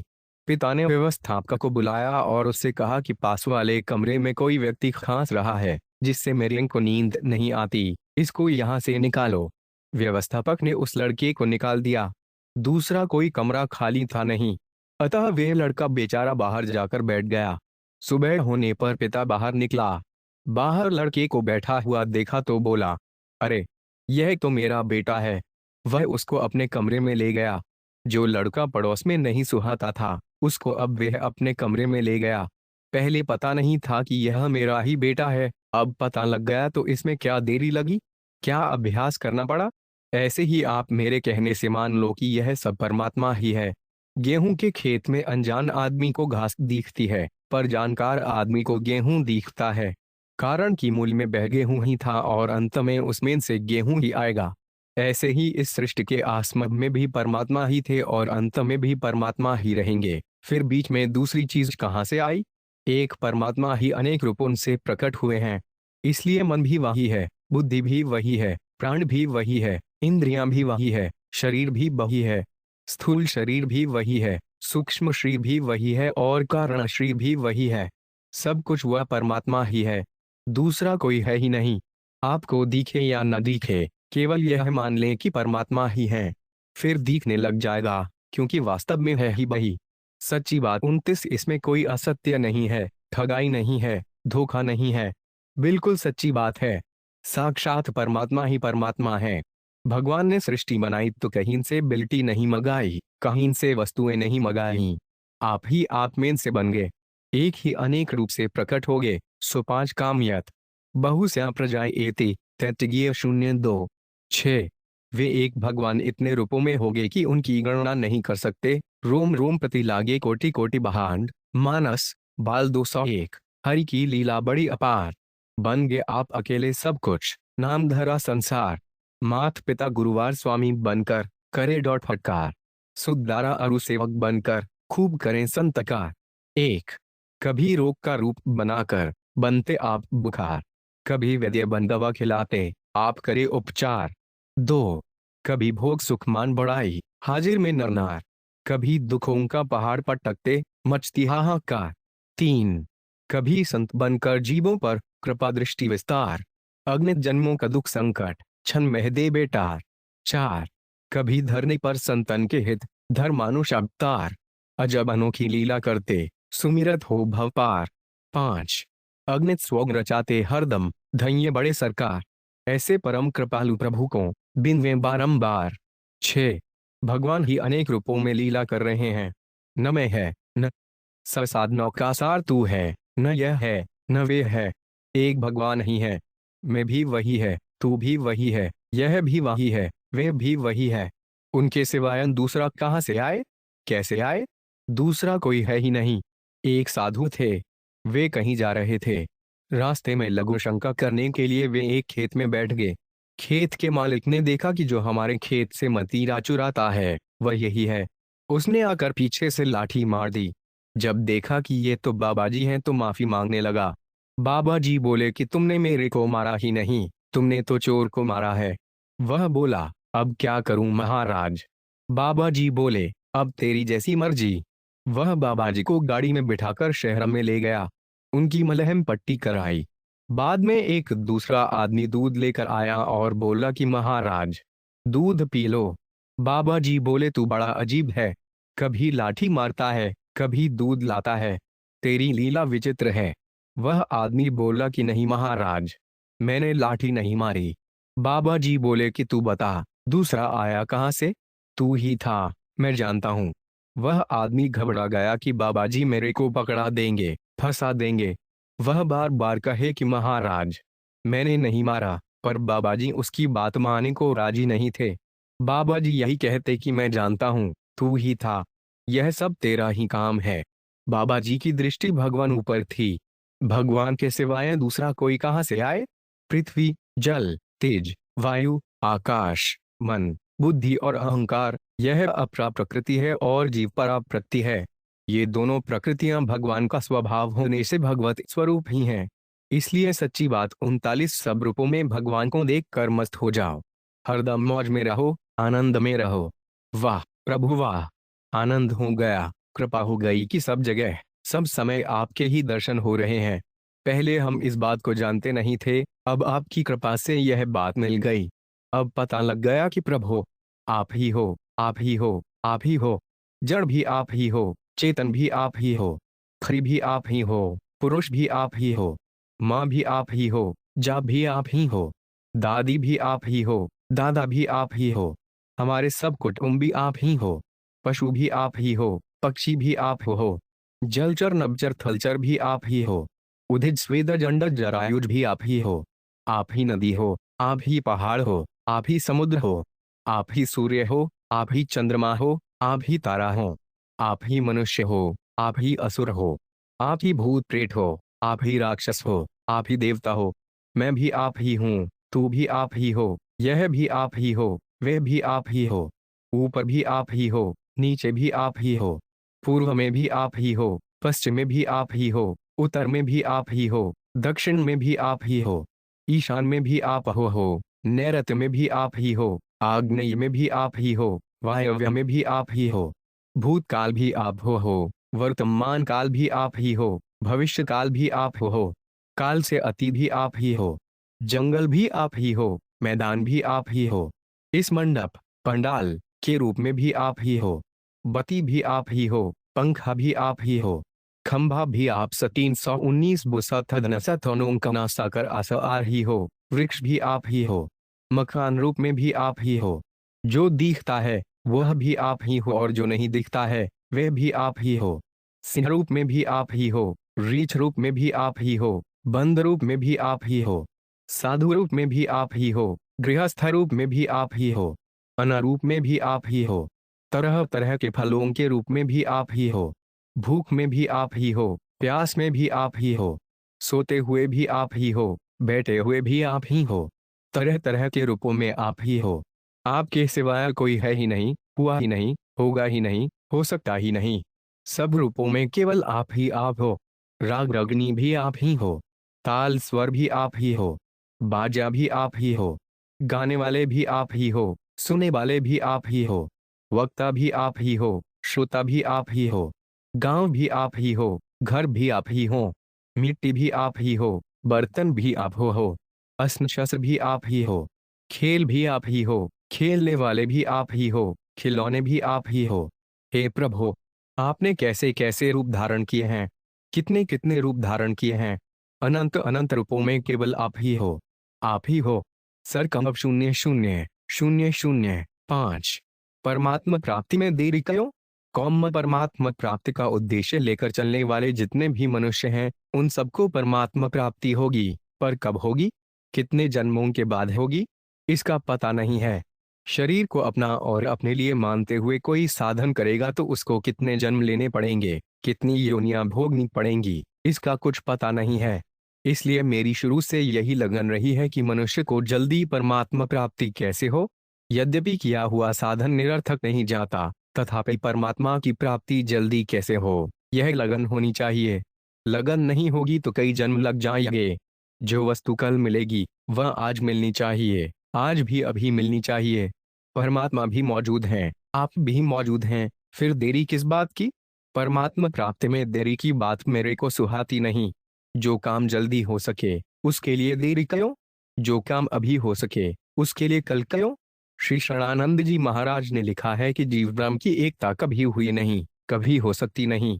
इसका तात्पर्य है कि जीव अपना छूटने पर ब्रह्म की प्राप्ति होती है। यह सूक्ष्म विवेचन है। इसी तरह कहा जाता है कि साधु को परमात्मा की प्राप्ति नहीं होती, गृहस्थ को परमात्मा की प्राप्ति नहीं होती, ब्राह्मण को परमात्मा की प्राप्ति नहीं होती, तो इसका तात्पर्य है कि साधुपने का अभिमान रहते हुए परमात्मा प्राप्ति नहीं होती, ब्राह्मण अपने का अभिमान रखते हुए परमात्मा प्राप्ति नहीं होती। अभिमान छूटेगा तब प्राप्ति होगी। 34 सब साधनों का सार। इन सब बातों को कहने का तात्पर्य यही है कि परमात्मा प्राप्ति में देरी मत करो। आपके कैसे ही पाप ताप हों, आप कितने ही दुर्गुणी दुराचारी हों, पर आपकी लगन लग जाए तो आज परमात्मा प्राप्ति हो सकती है। साध्य की प्राप्ति साधक को ही हो सकती है, ब्राह्मण साधु आदि को कैसे होगी? ब्राह्मण को ब्राह्मण कन्या विवाह के लिए मिल सकती है, पर परमात्मा कैसे मिलेंगे? साधु को भिक्षा मिल सकती है, पर परमात्मा कैसे मिलेंगे? शरीरधारी को परमात्मा की प्राप्ति नहीं होती, साधक शरीरधारी नहीं होता और शरीरधारी साधक नहीं होता। अपने को पुरुष या स्त्री मानेंगे तो परमात्मा प्राप्ति कैसे होगी? मैं स्त्री या पुरुष हूं ही नहीं, मैं तो भगवान का हूँ, ऐसा भाव होगा तो बहुत जल्दी कल्याण हो जाएगा। अपने को स्त्री या पुरुष मानना तो सांसारिक व्यवहार मर्यादा के लिए है, परंतु पारमार्थिक मार्ग में अपने को स्त्री या पुरुष मानेंगे तो बहुत देरी लगेगी। चिन्मय की प्राप्ति चिन्मय को ही होगी, जड़ को कैसे हो जाएगी? समता की प्राप्ति को बहुत ऊंचा बताया गया है। सेठ जी श्री जदयाल जी गोयंदका ने लिखा है कि गीता के अनुसार अगर समता आ गई तो दूसरे लक्षण भले ही न आए, परमात्मा प्राप्त हो जाएगी, और समता नहीं आई तो भले ही दूसरे बड़े बड़े लक्षण आ जाए, परमात्मा प्राप्ति नहीं होगी। वह समता ममता का त्याग करते ही आ जाती है। तुलसी ममता राम सो, समता सब संसार। दोहाबली 94। परमात्मा प्राप्ति में देरी क्यों? 35 श्री शरणानंद जी महाराज ने साफ लिखा है कि ममता को छोड़ते ही समता आ जाएगी। दूसरी बात उन्होंने लिखी है कि अपने लिए तप करना भी भोग है और परमात्मा के लिए झाड़ू लगाना भी पूजा है। हिरण्यकशिपु ने कितनी कठोर तपस्या की। भद्या जी ने भी कह दिया कि ऐसी तपस्या आज तक किसी ने नहीं की, परंतु उसको तपस्या से क्या परमात्मा प्राप्ति हो गई? उसका परमात्मा प्राप्ति का उद्देश्य ही नहीं था। इन बातों का तात्पर्य परमात्मा प्राप्ति जल्दी करने में है। अगर परमात्मा की प्राप्ति करना चाहते हो तो अपने को स्त्री या पुरुष न मानकर अपना संबंध परमात्मा के साथ जोड़ो। शरीर तो मिला है और बिछुड़ जाएगा। इस शरीर में ही आप अटक जाओगे तो फिर परमात्मा प्राप्ति कैसे होगी? परमात्मा की प्राप्ति तब होगी जब परमात्मा के साथ संबंध जोड़ोगे। कोई कपूत हो या सपूत हो, पूत तो वे है ही। कपूत भी बेटा है, सपूत भी बेटा है। हम कैसे ही हों, अच्छे हों या मंदे हों, परमात्मा के ही हैं। परमात्मा की प्राप्ति न स्त्री को होती है न पुरुष को होती है। विवाह करना हो तो अपने को स्त्री पुरुष मानो। खत्री को पुरुष मिलेगा, परमात्मा कैसे मिलेंगे? पुरुष को स्त्री मिलेगी, परमात्मा कैसे मिलेंगे? परमात्मा तो साधक को मिलेंगे। साधक स्वयं होता है, शरीर नहीं होता। मुक्ति भी स्वयं की होती है, शरीर की नहीं होती। हम न स्त्री हैं न पुरुष हैं, प्रत्युत हम परमात्मा के हैं। परमात्मा हमारे हैं, हम और किसी के नहीं हैं, और कोई हमारा नहीं है। जिसको प्राप्त करना हो उसके साथ घनिष्ठ संबंध होना चाहिए। इसलिए परमात्मा के साथ अपना घनिष्ठ झछे सब साधनों का सार संबंध जोड़ो। परमात्मा की प्राप्ति में कृपना और पुरुष अपना दोनों ही बाधक हैं। अपने को स्त्री या पुरुष मानने वाला तो शरीर में ही बैठा है, फिर उसको परमात्मा कैसे मिलेंगे? मैं भगवान का हूँ, भगवान मेरे हैं, यह मान लो तो बड़ा भारी काम हो गया। यह मामूली साधन नहीं हुआ है। भगवानों की और आपकी जाति एक हो गई, जो कि वास्तव में है। जाति, कुल, विद्या, संप्रदाय आदि का अभिमान परमात्मा की प्राप्ति में बहुत बाधक है। भगवान जिस जाति के हैं उसी जाति के हम हैं। भगवान के साथ हमारा संबंध असली है, बाकी सब संबंध नकली हैं। हम भगवान के अंश हैं। ममैवांशो जीवलोके, गीता 15:7। हम संसार के अंश नहीं हैं, हम साक्षात भगवान के बेटा बेटी हैं। सांसारिक स्त्री पुरुष तो हम बाद में बने हैं। सो माया बस भयु गोसाई, मानस, उत्तर 01,157। 2. यहाँ शंका हो सकती है कि मैं भगवान की बेटी हूँ, ऐसा माने से अपने में स्नेह भाव रह जाएगा। वास्तव में ऐसी बात नहीं है। अगर भगवान के साथ संबंध माने से सत्री भाव रह भी जाए तो वह मिट जाएगा। भगवान का संबंध ऐसा विलक्षण है कि सभी संबंधों को काट देता है। कारण कि सब संबंध झूठे हैं, पर भगवान का संबंध सच्चा है। भगवान ने कहा है कि जीव केवल मेरा ही अंश है, ममवांशो जीवलोके। सच्ची बात के आगे झूठी बात कैसे टिकेगी? परंतु आप मैं स्त्री हूँ या मैं पुरुष हूँ, इस बात को ही महत्व देते रहोगे तो यह कैसे मिटेगा? जदापि मृषा छूटत कठिनाई। इसलिए एक भगवान के सिवाय दूसरे का सर्वथा निषेध कर दो। मेरे तो गिरधर गोपाल, दूसरों न कोई भगवान परमात्मा प्राप्ति में देरी क्यों? 37 मिले चाहे उम्र भर न मिले, दर्शन दे चाहे न दें, पर हम तो भगवान के ही हैं। भरत जी कहते हैं, जानहु रामु कुटिल करी मोही लोक कहु गुर साहिब द्रोही। सीता राम चरण रति मारे अनुदिन बढ़त अनुग्रह तोरे। मानस, अयोध्या 0205। 1. हम जैसे हैं भगवान के हैं। अच्छे हैं तो भगवान के हैं, बुरे हैं तो भगवान के हैं। जैसे विवाहित स्त्री भीतर से अपने को कुंवारी नहीं मान सकती, इसी तरह भक्त भगवान के सिवाय दूसरे को अपना मान सकता ही नहीं। झूठी बात कैसे माने? भगवान को हर एक आदमी अपना मान सकता है। पापी से पापी, दुष्ट से दुष्ट आदमी भी भगवान को अपना मान सकता है। कारण कि यह मान्यता सच्ची है, दूसरी सब मान्यताएं झूठी हैं। आपको हजारों आदमी कह दें कि तुम भगवान के नहीं हो तो उनसे यही कहें कि आपको पता नहीं है। भगवान भी कह दें कि तुम हमारे नहीं हो तो उनसे कहें कि आपको भूल हो सकती है, पर मेरे को भूल नहीं हो सकती। इतना पक्का विचार होना चाहिए। अस अभिमान जाई जनी भोरे में मसे बक्र गुप्ती पति मोरे। मानस, अरण्य 0119। 11. इस तरह दृढ़ता से भगवान में अपनापन हो जाए तो फिर परमात्मा प्राप्ति में देरी नहीं लगेगी। उपलस की कसी प्लस 2,03,050। 6.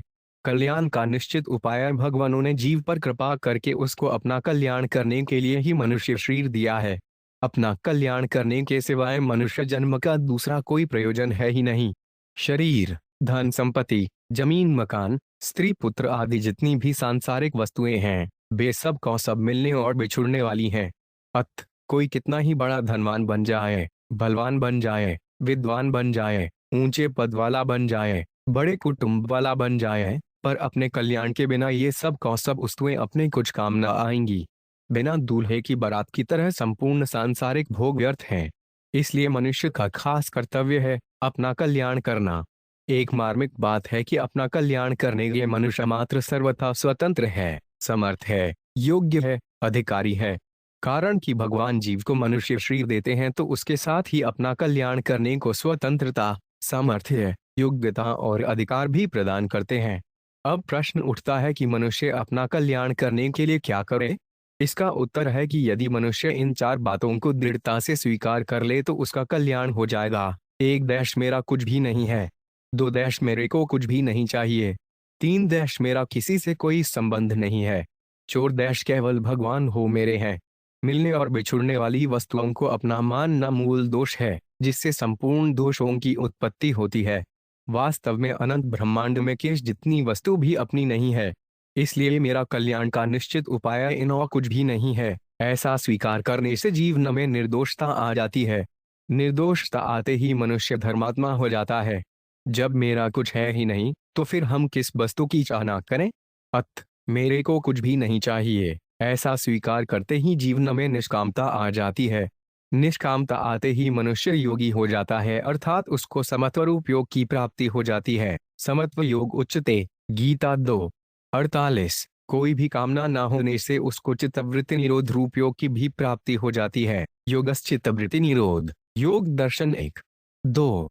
मनुष्य मात्र का स्वरूप स्वत असंग है, असड़ोहाय पुरुष, बृहदाशून्य 4:3-15। अतः मिलने और बिछुड़ने वाले किसी भी वस्तु व्यक्ति के साथ अपना संबंध न मानने से मनुष्य को अपनी असंगता का अनुभव हो जाता है।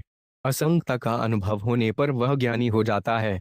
जीव मात्र परमात्मा का अंश है। ममैवांशो जीव लोके, गीता 15:7। भगवान का अंश होने के नाते केवल भगवान ही हमारे हैं।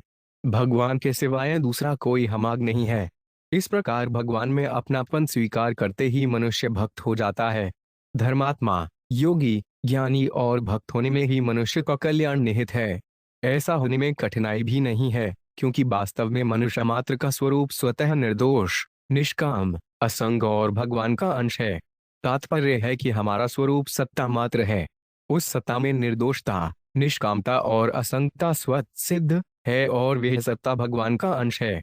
इसलिए साधक का कर्तव्य है कि वह उपर्युक्त चारों बातों को दृढ़ता से स्वीकार कर ले, फिर उसका कल्याण निश्चित है। सात अभ्यास से बोध नहीं होता। हम लोगों के भीतर एक बात जच्ची हुई है कि हर एक काम अभ्यास से होता है, अतः तत्व ज्ञान भी अभ्यास से होगा। वास्तव में तत्व ज्ञान अभ्यास से नहीं होता। यह बड़ी मार्मिक और बड़ी उत्तम बात है। अभ्यास से एक नई स्थिति बनती है, संसार से संबंध विच्छेद नहीं होता। यह बहुत मनन करने की बात है।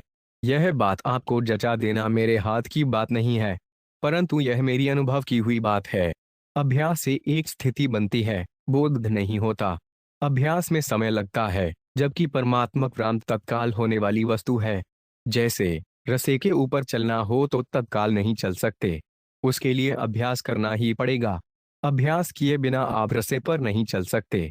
परंतु 2 और 2 4 होते हैं, इसमें अभ्यास होता ही नहीं।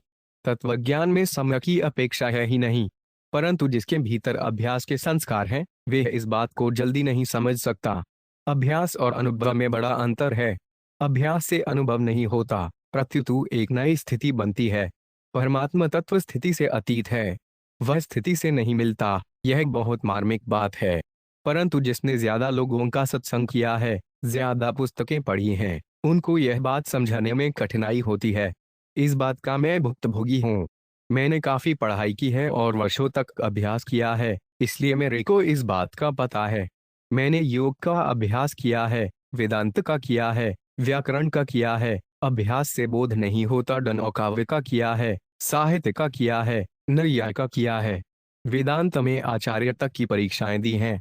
यद्यपि मैं अपने को विशेष विद्वान नहीं मानता, तथापि विद्या का अभ्यास मेरा किया हुआ है। इसलिए मेरे जैसे व्यक्ति का जल्दी कल्याण नहीं हुआ। जिसके भीतर यह बात जच्ची हुई है कि अभ्यास से कल्याण होता है, उसका जल्दी कल्याण नहीं होगा।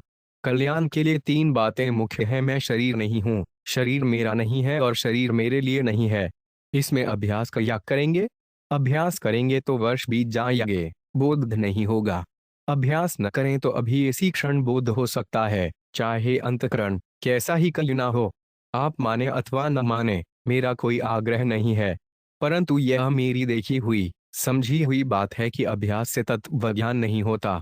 अभ्यास से आप विद्वान बन जाओगे, पर तत्व ज्ञान नहीं होगा। कितना ही अभ्यास करो, पर मैं शरीर हूँ, शरीर मेरा है और शरीर मेरे लिए है, ये तीन बातें भीतर से निकलती नहीं हैं। स्वरूप का बोध अभ्यास से सिद्ध होने वाली चीज है ही नहीं। अभ्यास से नई स्थिति बनती है, जबकि तत्व स्थिति से अतीत है। स्थिति में तत्व नहीं होता और तत्व में स्थिति नहीं होती, उसको सहजावस्था कहते हैं, पर वास्तव में वह अवस्था नहीं है। तत्व अवस्था से अतीत है। अवस्था से अतीत तत्व अभ्यास से नहीं मिलता, प्रत्युत तत्काल मिलता है। जो वस्तु जैसी है उस जैसी ही जाने में अभ्यास नहीं है। अभ्यास में मन बुद्धि इंद्रियों का सहारा लेना पड़ेगा। तत्वबोध में मन बुद्धि इंद्रियों की जरूरत है ही नहीं। तत्वबोध वृक्ष के फल की तरह नहीं, डर सब साधनों का सार है, जिसमें समय लगता है, समय स्थिति बनने में लगता है। जब अंतःकरण शुद्ध होगा, मल विक्षेप आवरण दोष दूर होंगे, तब बोध होगा यह प्रक्रिया मेरी की हुई है। वास्तव में तत्वबोध के लिए अंतःकरण शुद्धि की जरूरत नहीं है, प्रत्युत अंतःकरण से संबंध विच्छेद की जरूरत है। केवल तत्व प्राप्ति को चाहना जोरदार बढ़ जाएगी तो चट प्राप्ति हो जाएगी। अपने भीतर अभ्यास के संस्कार पड़े हुए हैं, इसलिए प्रत्येक व्यक्ति भीतर से यह प्रश्न उठता है कि अब क्या करें। आपने कहा, हमने सुन लिया, अब क्या करें? क्या करें, यह बाकी रहेगा। अगर तत्काल प्राप्ति चाहते हो तो मैं शरीर नहीं हूँ, यह बात मान लो। एक आदमी ने दूसरे से कहा कि 2 और 2 कितने होते हैं, इसका सही उत्तर दोगे तो मैं तुम्हें 100 रुपये दूंगा। दूसरे ने कहा 4 होते हैं। पहला आदमी बोला कि नहीं होते। वह बार बार कहे कि 2 और 2 4 होते हैं, पर पहला आदमी बार बार यही कहे कि नहीं होते। अब उसको कोई कैसे समझाए? वह समझना ही नहीं चाहता। आपको इतनी ही बात समझनी है कि मैं शरीर नहीं हूँ। आप घड़ी मेरी है यह तो कहते हैं, पर मैं घड़ी हूँ यह नहीं कहते। परंतु शरीर के विषय में आप शरीर मेरा है यह भी कहते हैं और मैं शरीर हूँ यह भी कहते हैं। मैं शरीर हूँ, यह शरीर के साथ अभेदभाव का संबंध है, और शरीर मेरा है, यह शरीर के साथ भेदभाव का संबंध है। आपको कोई एक बात कहनी चाहिए, चाहे अभेदभाव का संबंध का हो, चाहे भेदभाव का संबंध का हो। एक ही शरीर को मैं भी कहना और अध्यास से बोध नहीं होता। 43 मेरा भी कहना गलती है। प्राणी 84 लाख योनियों में जाता है तो एक शरीर को छोड़ता है, तभी दूसरे शरीर में जाता है। जब 84 लाख योनियों के शरीर हमारे साथ नहीं रहे तो फिर यह शरीर हमारे साथ कैसे रहेगा? वे शरीर हमारे नहीं हुए तो यह शरीर हमारा कैसे हो जाएगा? शरीर तो छूटेगा ही। अतः सीधी सरल बात है कि शरीर मैं नहीं हूं। इसमें अभ्यास का काम नहीं है। जब तक अहम भाव मैंपन रहेगा, तब तक बोध नहीं होगा। अहम मिटने पर ही ब्राह्मी स्थिति होती है। निर्ममो निरहट भार है स शांतिम दिगच्छति। एघा ब्राह्मी स्थिति पार्थ नैन अप्राप्य विमुहाति। गीता 2:71 से 72। अहंकार अपरा प्रकृति है और स्वयं परा प्रकृति है। परा प्रकृति का संबंध परमात्मा के साथ है, अपराग के साथ नहीं। अहंकार को पकड़ने से बोध कैसे होगा? बहुत वर्ष पहले की बात है। एक बार मैंने कहा कि अहं ब्रह्मास्मि, मैं ब्रह्म हूँ। कहना ठीक नहीं है, अहं ब्रह्मास्ति, मैं ब्रह्म है, ऐसा कहना चाहिए। व्याकरण की दृष्टि से ऐसा कहना अशुद्ध है, क्योंकि अहम के साथ अस्मि ही लगेगा, अस्ति नहीं। परंतु मेरे कहने का तात्पर्य था कि अहम साथ में रहेगा तो बोध नहीं होगा। अहं नास्मि, ब्रह्म अस्ति, मैं नहीं हूँ, ब्रह्म है, ऐसा विभाग कर लो तो समझ हमें आ जाएगा। अस्मि रहेगा तो अहंकार साथ में रहेगा ही। यह अहंकार अभ्यास से कभी छूटेगा नहीं, चाहे 20 वर्ष अभ्यास कर लो। यह मार्मिक बात है। यह सिद्धांत है कि जो वस्तु मिलती है और बिछुड़ती है, डड सब साधनों का सार, वह अपनी नहीं होती। शरीर मिला है और बिछुड़ जाएगा, फिर वह अपना कैसे हुआ? परमात्मा मिलने तथा बिछुड़ने वाले नहीं हैं। वे सदा से ही मिले हुए हैं और कभी बिछोड़ते ही नहीं। उनका अनुभव नहीं होने का दुख नहीं है, इसीलिए देरी लग रही है। उनकी असली चाहना नहीं है। असली चाहना होगी तो तत्काल प्राप्ति हो जाएगी। परमात्मा प्राप्ति शरीर आदि जड़ पदार्थों के द्वारा नहीं होती, प्रत्युत इनके त्याग से होती है। मन बुद्धि की सहायता से बोध नहीं होता, प्रत्युत इनके त्याग से बोध होता है। योग दर्शन में अभ्यास का लक्षण बताया है, तत्र स्थितो अभ्यास। 1.13 किसी एक विषय में स्थिति प्राप्त करने के लिए बार बार प्रयत्न करने का नाम अभ्यास है। तत्वबोध किसी स्थिति का नाम नहीं है। जहाँ स्थिति होगी वहाँ गति भी होगी, यह नियम है। तत्व स्थिति और गति दोनों से अतीत है। तत्व में न स्थिति है, न गति है, न स्थिरता है, न चण जलता है। जैसे भूख और प्यास के लिए अभ्यास नहीं करना पड़ता, ऐसे ही तत्व की जिज्ञासा के लिए अभ्यास नहीं करना पड़ता। हमारी आदत अभ्यास करने की पड़ी हुई है, इसलिए अभ्यास की बात ही हमें जचती है। अभ्यास का मैं खंडन नहीं करता हूँ। अभ्यास करते करते और नई स्थिति होते होते तत्व की जिज्ञासा होकर उसकी प्राप्ति हो सकती है, परंतु यह बहुत लंबा रास्ता है। कितने जन्म लगेंगे इसका पता नहीं। अंत में भी जब अभ्यास छूटेगा, अर्थात जड़ता, शरीर, इंद्रियां, मन, बुद्धि से हमारा संबंध छूटेगा, तब अध्यास से बोध नहीं होता। 45 तत्व प्राप्ति होगी। तत्व प्राप्ति जड़ता के द्वारा नहीं होती, प्रत्युत जड़ता के त्याग से होती है। यह सिद्धांत है। जड़ता की सहायता के बिना अभ्यास हो ही नहीं सकता। अभ्यास के द्वारा जड़ता का त्याग नहीं हो सकता। जिसकी सहायता से अभ्यास करेंगे उसका त्याग अभ्यास से कैसे होगा? परंतु अभ्यास की बात हर एक आदमी के भीतर जड़ से बैठी हुई है, इसलिए बोध होने में कठिनता हो रही है। बुद्ध होने में अभ्यास को हेतु मानने के कारण जल्दी बोध नहीं हो रहा है। यहाँ भी भगवान नाम का जप, कीर्तन, प्रार्थना भी अभ्यास के अंतर्गत आते हैं, तथापि ये अभ्यास से तेज हैं, कारण कि अभ्यास में अपना सहारा रहता है, पर जब प्रार्थना आदि में भगवान का सहारा रहता है। हे नाथ, हे मेरे नाथ, यह पुकार अभ्यास से तेज है। अभ्यास में अपने उद्योग से काम होता है, पर पुकार में भगवान की कृपा से काम होता है। आप अभी अभ्यास के राज्य में ही बैठे हुए हैं। आपके संस्कार अभ्यास के हैं, इसलिए आप नाम जप, कीर्तन, प्रार्थना में लग जाओ तो आपको बहुत लाभ होगा। 8 कोटिन त्यक्त्वा हरिं स्मरेत्। मनुष्य मात्र के लिए मुख्य बात है अपने जीवन का एक उद्देश्य बनाना। वास्तव में मनुष्य जीवन का उद्देश्य पहले से ही बना हुआ है। भगवान ने जीव को सदा के लिए जन्म मरण रूप बंधन से मुक्त होकर अपनी प्राप्ति करने के लिए ही मनुष्य शरीर दिया है, और इसी उद्देश्य की पूर्ति के लिए जीव ने मनुष्य शरीर लिया है। इसलिए भगवान को प्राप्त कर लेने में ही मनुष्य जन्म को सार्थकता है। इस कार्य के लिए मनुष्य शरीर के सिवाय दूसरा कोई शरीर है ही नहीं। यद्यपि भगवान की ओर से किसी के लिए भी कोई मनाही नहीं है, तथापि मनुष्य शरीर खास भगवत प्राप्ति के लिए ही है। इस मनुष्य शरीर को पाकर यदि अपना उद्देश्य ठीक नहीं बनाया तो क्या किया? इसलिए सब भाई बहनों से प्रार्थना है कि आप स्वयं अपना उद्देश्य बनाएं कि हमें भगवान को प्राप्त करना ही है। आप चाहे मेरा कहना मान लो, चाहे गीता, रामायण आदि ग्रंथों की बात मान लो, चाहे अन्य किसी की बात मान लो, सबकी खास बात यही है कि मनुष्य जन्म भगवत प्राप्ति के लिए ही मिला है। भगवत प्राप्ति की सिवाय मनुष्य जन्म का दूसरा कोई प्रयोजन नहीं है। भगवत प्राप्ति के बिना मनुष्य शरीर भी 84 लाख योनियों की तरह ही है। इसलिए मनुष्य जन्म के मूल्य को समझें। विचार करें कि मनुष्य जन्म क्यों मिला है, भगवान ने क्यों दिया है, हमने क्यों लिया है। परमात्मा प्राप्ति के बिना मनुष्य जन्म का क्या प्रयोजन है?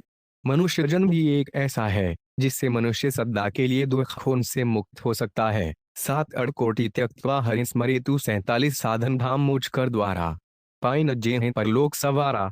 सो परत्र दुख पावर सिर धुनि धुनि पछिताड़ू। काल है कर्म है ईश्वर है मिथ्या दोष लगाए। मानस उत्तर 043। ऐसे शरीर को प्राप्त करके भी अगर आध्यात्मिक उन्नति नहीं की तो क्या किया? आध्यात्मिक तत्व की प्राप्ति के लिए ही मनुष्य जन्म मिला है, इसके सिवाय मनुष्य जन्म का और क्या मतलब है? अगर यह भी आपने नहीं किया तो मनुष्य होने का क्या मतलब हुआ? मनुष्य हो चाहे कीड़ा मकोड़ा हो, फर्क क्या हुआ? मनुष्य जन्म की सार्थकता क्या हुई?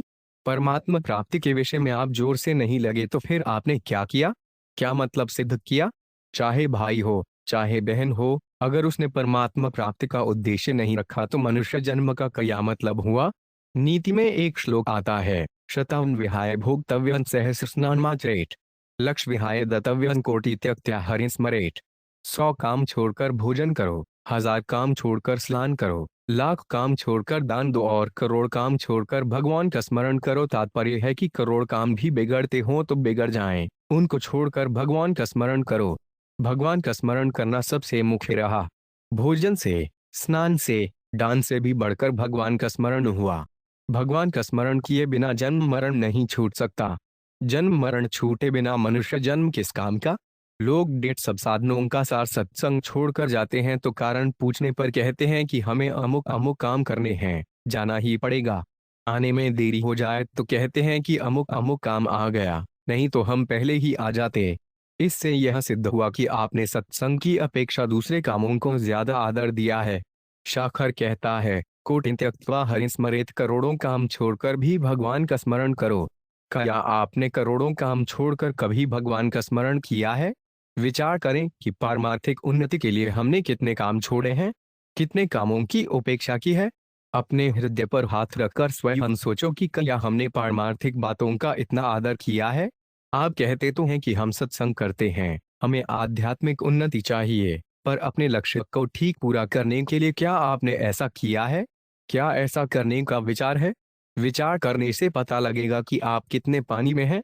हमें परमात्मा प्राप्ति नहीं हो रही है, ऐसा कहते तो हैं, पर उसके लिए आपने कितने काम छोड़े हैं। पारमार्थिक उन्नति इस मनुष्य जन्म में ही हो सकती है, कारण कि इसी के लिए यह मनुष्य जन्म मिला है। पर इस काम के लिए आपको कितनी तत्परता है, इधर ध्यान दो। अपने भीतर विचार करो।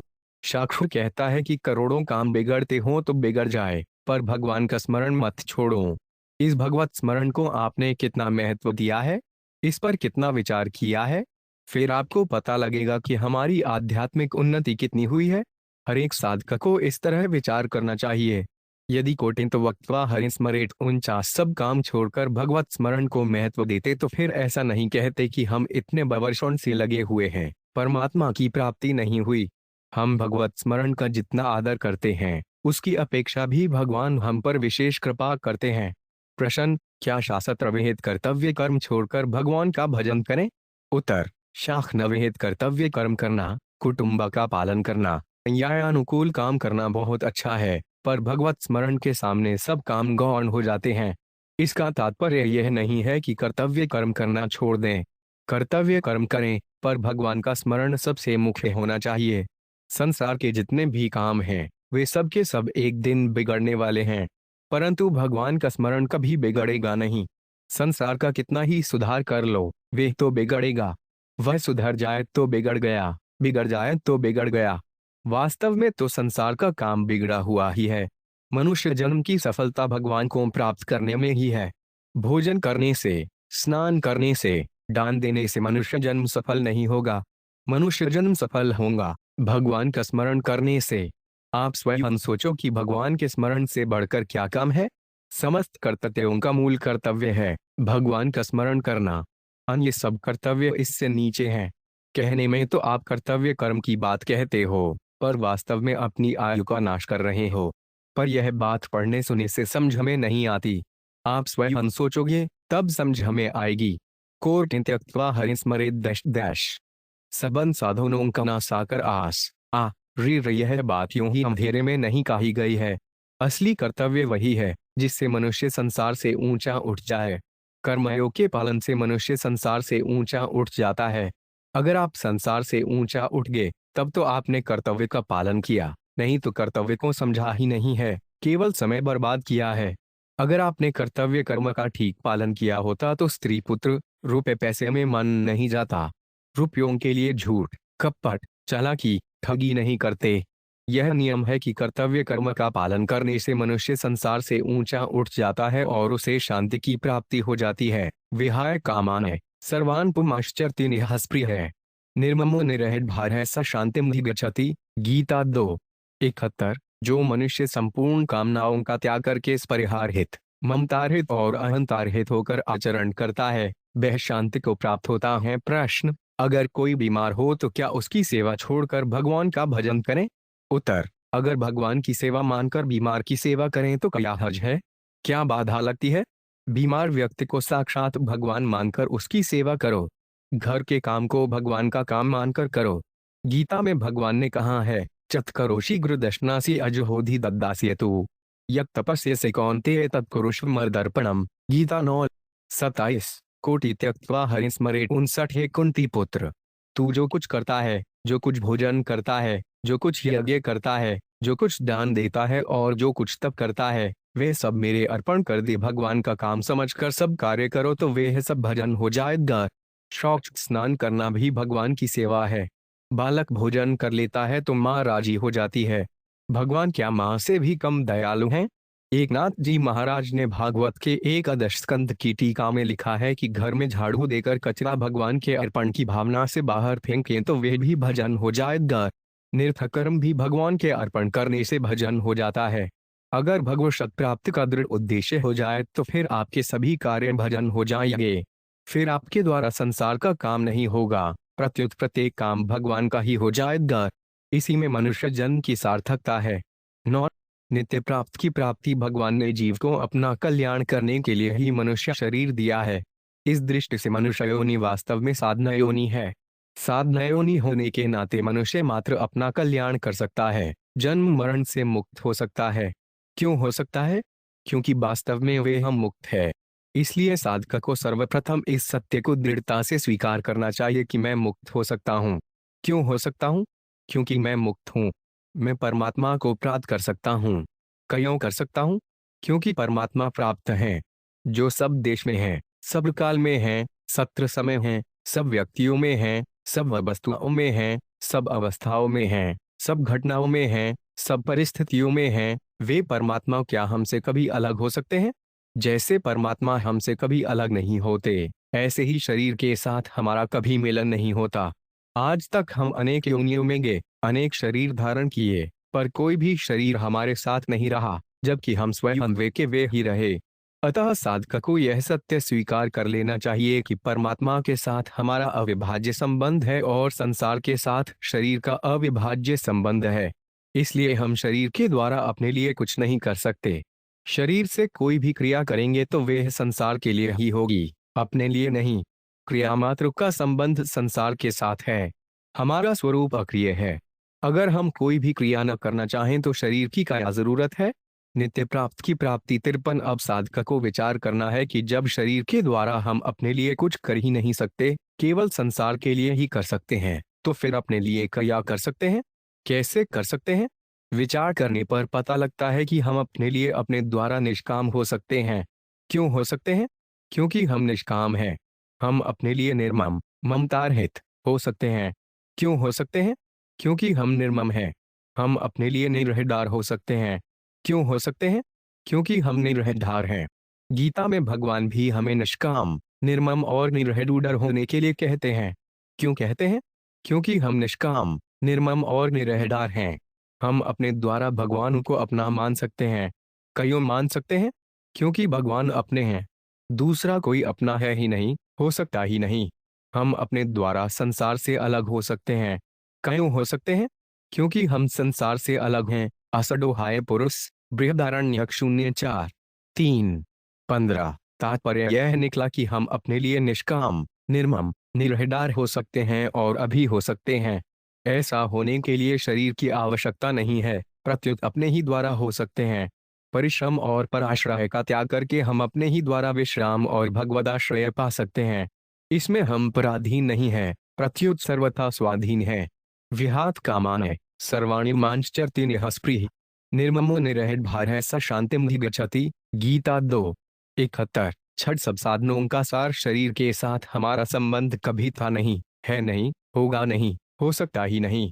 अत शरीर के द्वारा हम भोजन तो कर सकते हैं, पर भजन नहीं कर सकते। सेवा भी हम शरीर के द्वारा नहीं कर सकते, प्रत्युत शरीर से अलग होकर कर सकते हैं। कैसे कर सकते हैं? अपने द्वारा बुराई रहित होकर कर सकते हैं। क्यों कर सकते हैं? क्योंकि हम बुराई रहित हैं। चेतन अमल सहज सुख राशि, मानस उत्तर 0:117। 2 भजन भी हम अपने ही द्वारा कर सकते हैं। कैसे कर सकते हैं? भगवान में प्रेम करके कर सकते हैं।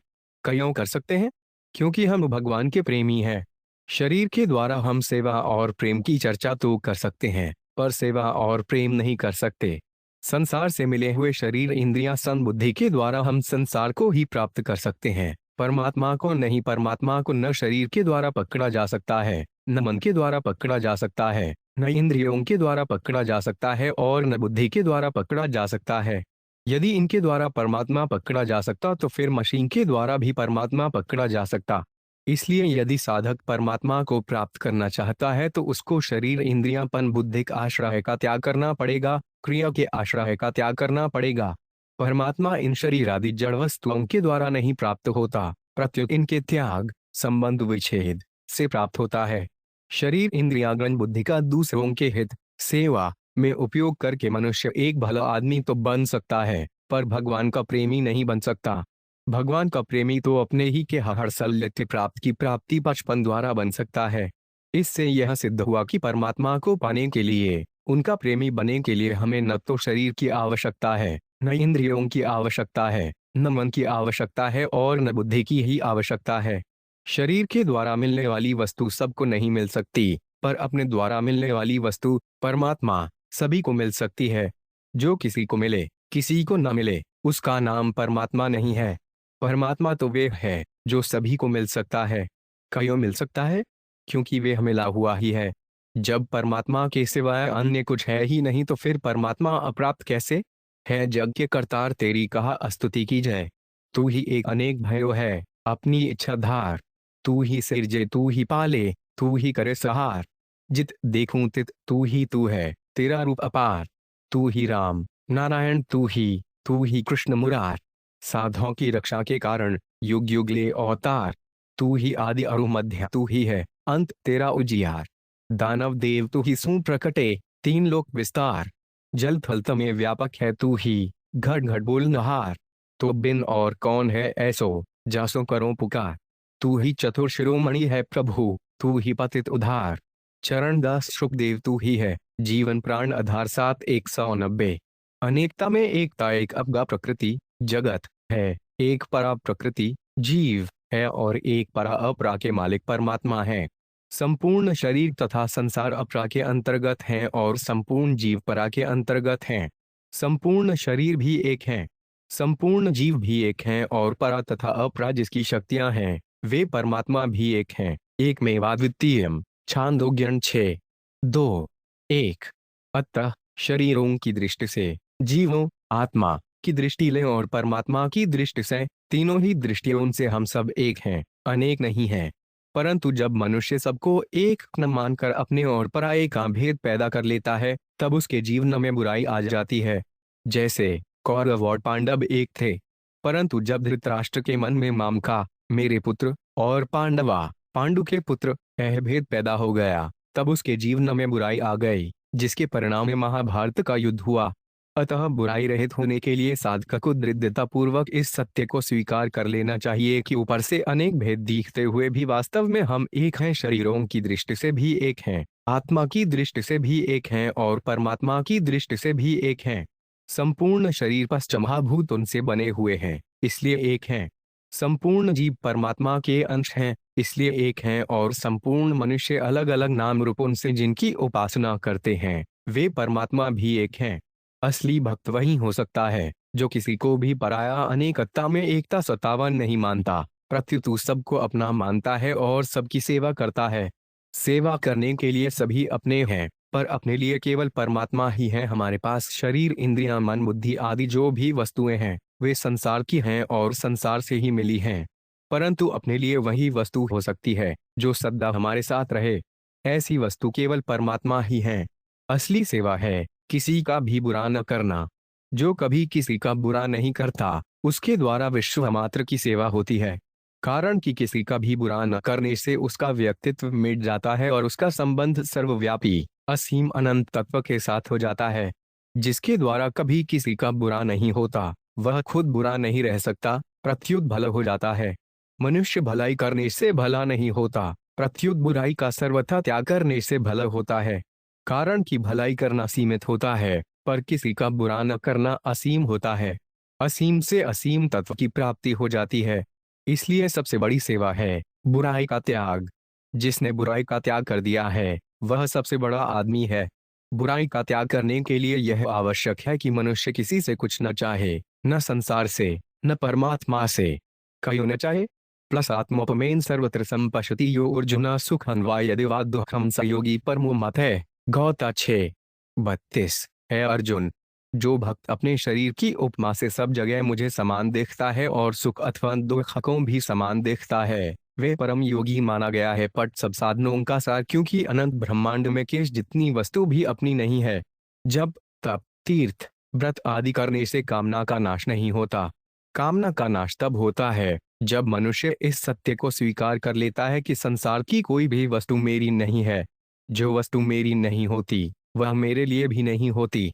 जिस पर हमारा स्वतंत्र अधिकार नहीं चलता, जो सदा हमारे साथ नहीं रह सकती, जिसकी प्राप्ति होने से हमारे अभाव की पूर्ति नहीं होती, वह वस्तु मेरी और मेरे लिए कैसे हो सकती है?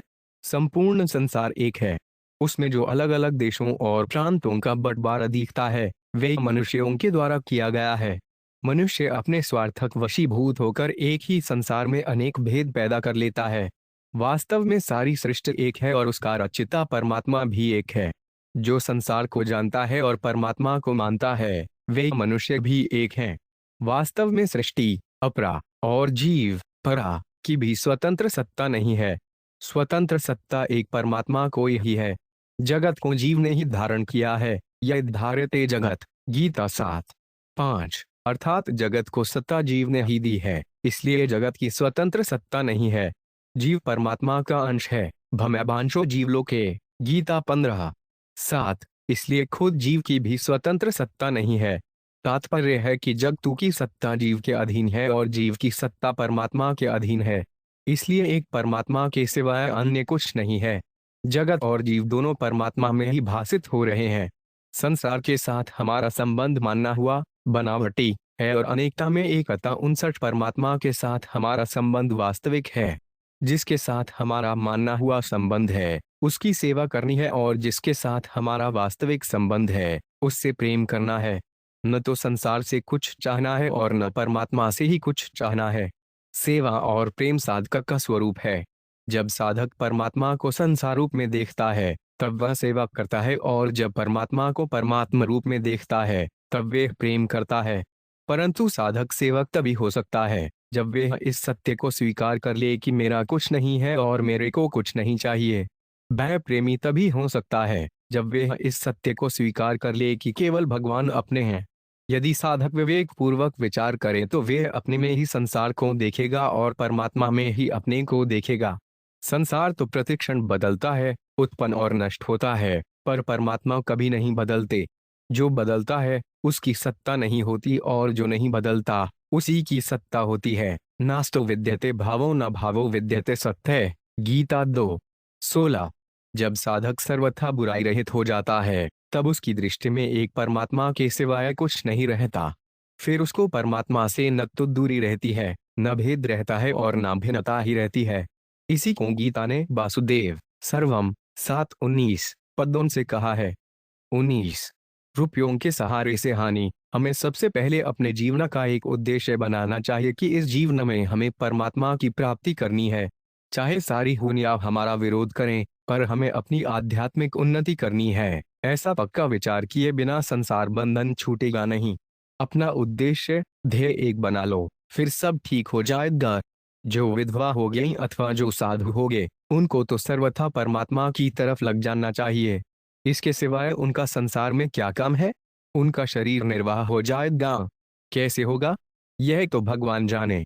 प्रायः आपने समझ रखा है कि पहले अपने निर्वाह का प्रबंध कर लें, रुपए जमा कर लें, पीछे भजन स्मरण करेंगे। ऐसा भाव आपकी आध्यात्मिक उन्नति नहीं होने देगा। जिन्होंने अपने पास रुपए जमा किए हुए हैं, उनकी जल्दी आध्यात्मिक उन्नति नहीं होगी। रुपयों का संबंध आपकी आध्यात्मिक उन्नति में बाधा डालेगा। जिसके पास कुछ नहीं है, रोटी कहाँ मिलेगी इसका भी पता ना हो, उसकी जितनी जल्दी उन्नति होगी, उतनी जल्दी रुपए रखकर साधन करने वाले की नहीं होगी। कारण कि उसके भीतर रुपयों का सहारा रहेगा। रुपयों के सहारे से कल्याण नहीं होगा, यह निश्चित बात है। जिसके पास रुपयों आदि का कोई सहारा नहीं हो, रोटी का भी ठिकाना ना हो कि क्या खाएंगे, कल क्या मिलेगा, उसकी उन्नति बहुत जल्दी होगी। यह बात आपको रुपयों के सहारे से हानि इकसठ रहेगा कि रुपए जमा रखकर उसके ब्याज से काम चलाएंगे, उसकी जल्दी उन्नति नहीं होगी। रुपयों का आश्रय रहने से भगवान का अन्य आश्रय नहीं होगा। कुछ भी सहारा रहेगा तो वह परमात्मा की प्राप्ति नहीं होने देगा। दिखता ऐसा है कि रुपयों का प्रबंध हो जाए तो फिर निश्चिंत होकर भजन करेंगे, पर वह वास्तव में निश्चिंत नहीं हो सकोगे। भगवान ने कहा है, अनय चेटा सत्तत्यो मास मर्ति नित्यश तस्याहं सुलभ अपार्थ नित्य युक्तस्थ योगी ने। गीता 8:14। हे पृथानंदन, अनय चित्त वाला जो मनुष्य मेरा नित्य निरंतर स्मरण करता है, उस नित्य निरंतर मुझ में लगे हुए योगी के लिए मैं सुलभ हूँ। यहाँ भगवान ने 3 बातें कही हैं, अनय चेटा, सत्यम और नित्यश। इन तीनों बातों का तात्पर्य है, 1. अनय चेटा अर्थात एक भगवान के सिवाय अन्य किसी का सहारा नहीं हो। 2. सत्यम अर्थात जिस दिन परमात्मा में लगे उस दिन से लेकर मृत्यु तक। और 3. नित्यश अर्थात सुबह से लेकर शाम तक, नींद खुलने से लेकर नींद आने तक पर 7 माह से जुड़े रहें। इन 3 बातों से भगवान सुलभ हो जाते हैं। जिसका एक भगवान के सिवाय और कोई सहारा नहीं है, ऐसे अनय चेता मनुष्य के लिए भगवान ने अपने को सुलभ बताया है। जिसको रोटी, कपड़ा, मकान आदि किसी का कोई सहारा नहीं है, वे अगर भगवान में लगे तो बहुत जल्दी उन्नति करेगा। कई आदमी कहते हैं कि हमारे 62 सब साधनों का सार पास पैसा नहीं है, पैसा होता तो भजन करते। यह बिल्कुल झूठी बात है। रुपयों का सहारा दिखता अच्छा है, पर अच्छा है नहीं। जिसके पास कुछ नहीं है, किसी का भी सहारा नहीं है, उसके ऊपर भगवान को बहुत कृपा समझनी चाहिए। वह बड़ा भाग्यशाली है, उसकी बहुत जल्दी उन्नति होगी। असत पदार्थों के सहारे से ही सबका नुकसान हो रहा है। अस्तु के सहारे से ही आध्यात्मिक उन्नति नहीं हो रही है। जो असत्तु अनित्य वस्तु का सहारा नहीं लेता, उसकी उन्नति जरूर होगी। सहारा लेना हो तो नित्य का लो। अनित्य का सहारा दिखता तो ठीक है, पर उससे लाभ नहीं होता। रुपए जमा हो जाएंगे तो उनका ब्याज आ जाएगा, उस ब्याज से काम चलेगा और निश्चिंत होकर भजन स्मरण करेंगे। यह अस्तु का सहारा है। अगर आप आध्यात्मिक उन्नति चाहते हो तो असत का सहारा छोड़ना ही पड़ेगा। अस्तु का सहारा छोड़ने पर उन्नति जरूर होगी, इसमें संदेह नहीं है। इसलिए किसी का भी सहारा मत लो, न वस्तु का न व्यक्ति का। सत्संग से भी लाभ लो, पर उसका सहारा मत लो। गुरु का भी सहारा मत लो। श्री दयालुदास जी महाराज ने कहा है, बोल न जानू कोई अल्प बुद्धि मन वेगते, न जाके हरि होया या तो मैं जानू सद्दा। करुणा सागर 74। तात्पर्य है कि जिसका कोई नहीं होता उसके भगवान होते हैं, परंतु जिनको दिखता है कि हमारे पास रुपए हो तो हम भी भजन करें, वे भजन नहीं कर सकता। संसार में देखो कि जिनके पास रुपए हैं वे कितना भजन करते हैं। ज्यादा रुपयों वाले रुपयों के सहारे से हानि 63 सत्संग नहीं कर सकते, सत्संग में ज्यादा ठहर नहीं सकते। मैंने ऐसे आदमियों को देखा है जो सत्संग करते थे, परंतु जब उनके पास रुपए ज्यादा हो गए तब उनका सत्संग में आना छूट गया। संसार का सहारा बिल्कुल काम का नहीं है। जिसके पास कुछ नहीं है, कोई सहारा नहीं है, वह व्यक्ति भगवान को बहुत प्रिय होता है। स्वयं भगवान कहते हैं, निष्किज्ञना वयंशक्च निष्किक्षणजन प्रिया। श्रीमद्भा 0:10-60-14। हम सदा से अकिंचन हैं और अकिंचन लोगों से ही हम प्रेम करते हैं तथा अकिंचन लोग ही हमारे से प्रेम करते हैं। कुंती देवी भगवानों से कहती हैं कि आप उन लोगों को दर्शन देते हैं जो अकिंचन हैं, त्वाम किजलन गोचरम। श्रीमद्भा 0:18-26। इसलिए जिसके पास अपना करके कुछ नहीं है, वह बड़ा भाग्यशाली है। उस पर भगवान की बड़ी भारी कृपा है। संसार को अपना माने से धोखा ही होगा। संसार का सहारा टिकने वाला नहीं है, एक दिन छूट जाएगा, इसमें किंचित मात्र भी संदेह नहीं है। अगर मन में रुपयों का सहारा पकड़ा हुआ रहेगा कि ब्याज आता रहेगा, हम मौज से भजन साधन करेंगे तो रुपयों का भजन होगा, भगवान का नहीं। असली चिंतन रुपयों का ही होगा। अगर संसार का सहारा छोड़ दोगे तो फिर भगवान का ही सहारा रहेगा, कारण कि असत का त्याग करने पर सत ही शेष रहेगा। जिनके पास कुछ नहीं है और भीतर में कोई इच्छा भी नहीं है, वे बड़े बड़भागी हैं। मेरा कुछ नहीं है और मेरे को कुछ नहीं चाहिए, ऐसा भाव रखने वाले के जीवन निर्वाह में कमी नहीं। 64 सब साधनों का सार आएगी। कुतों आदि को देखो, वे बिना झोल के फकीर हैं। उनके पास न रुपया है, न जमीन जायदाद है, न कोई जीविका है, फिर भी उनका वंश लाखों वर्षों से चलता आया है। भगवान श्री राम के राज्य में भी कुत्ते की कथा आती है। जिनके पास ज्यादा रुपए हैं वे खर्च नहीं कर सकते। साधुओं को रोटी भी गरीबों के घर से मिलती है, धनियों के घर से नहीं। इसका मैं भुक्तभोगी हूँ। गरीबों के घर में रसोई तक जा सकते हैं, पर धनियों के घर में प्रवेश नहीं कर सकते, क्योंकि वहां लाठी लिए हुए आदमी खड़ा रहता है। जिनके पास खाने को रोटी नहीं, पहनने को पूरा कपड़ा नहीं, रहने को मकान नहीं, अंटी में दाम नहीं, पैरों में जूती नहीं, सिर पर छाता नहीं, पर एक भगवान का ही सहारा है, वे संत महात्मा बन जाते हैं। पैसा होने पर भजन करेंगे, यह कोरा वहम है। मैंने धनी आदमी उनसे बात करके देखा है। उनके पास इतना रुपया है कि कई पीढ़ियां बिना कुछ किए उन रुपयों से अपना जीवन निर्वाह कर सकती हैं, फिर भी वे रात दिन रुपए कमाने में ही लगे हुए हैं। अब वे भजन कैसे कर सकते हैं? रुपयों का सहारा भजन में बड़ा भारी विघ्न है।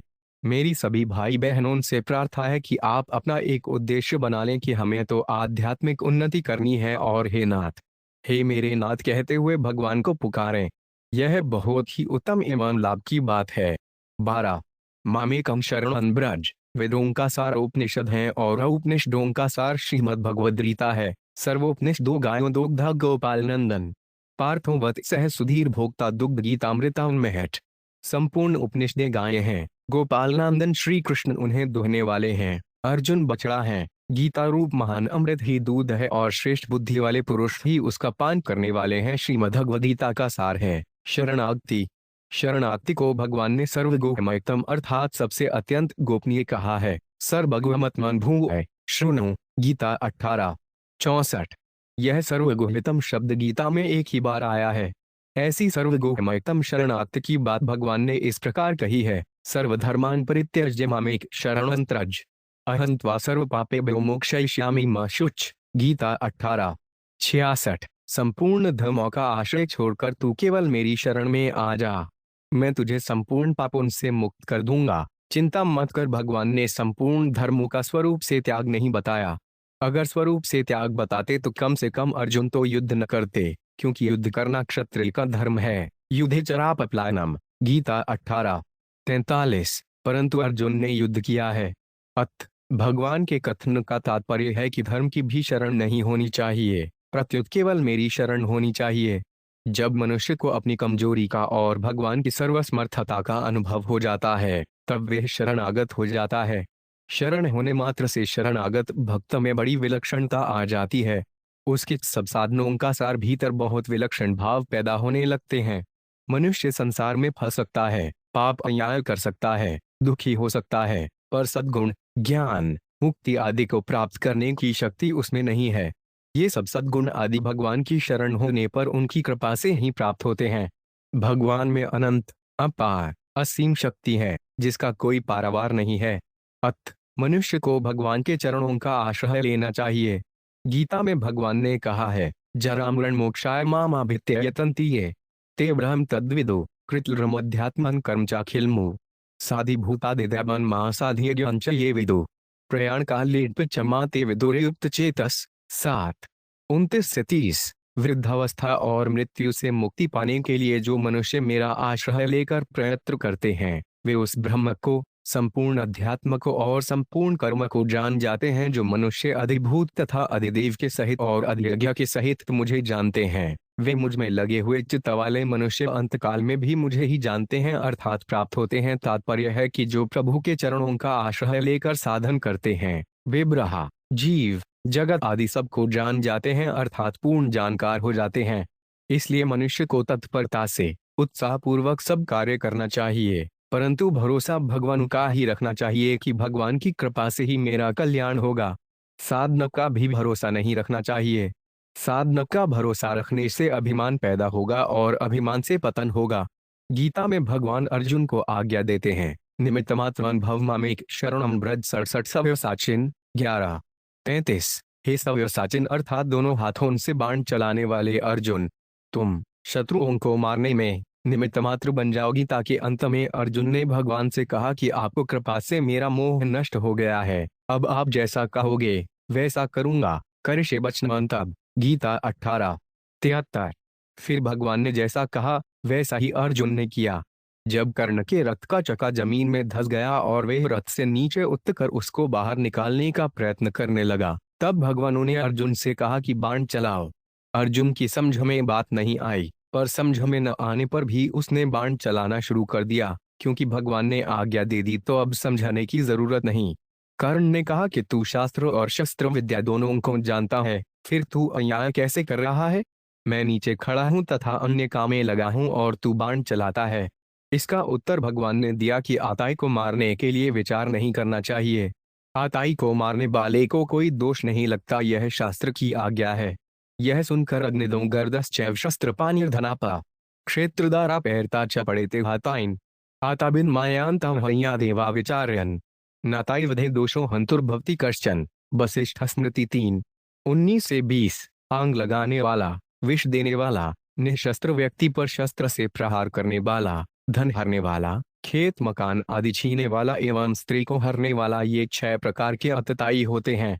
अनिष्ट करने के लिए आते हुए आताई को बिना ही विचारे मार देना चाहिए।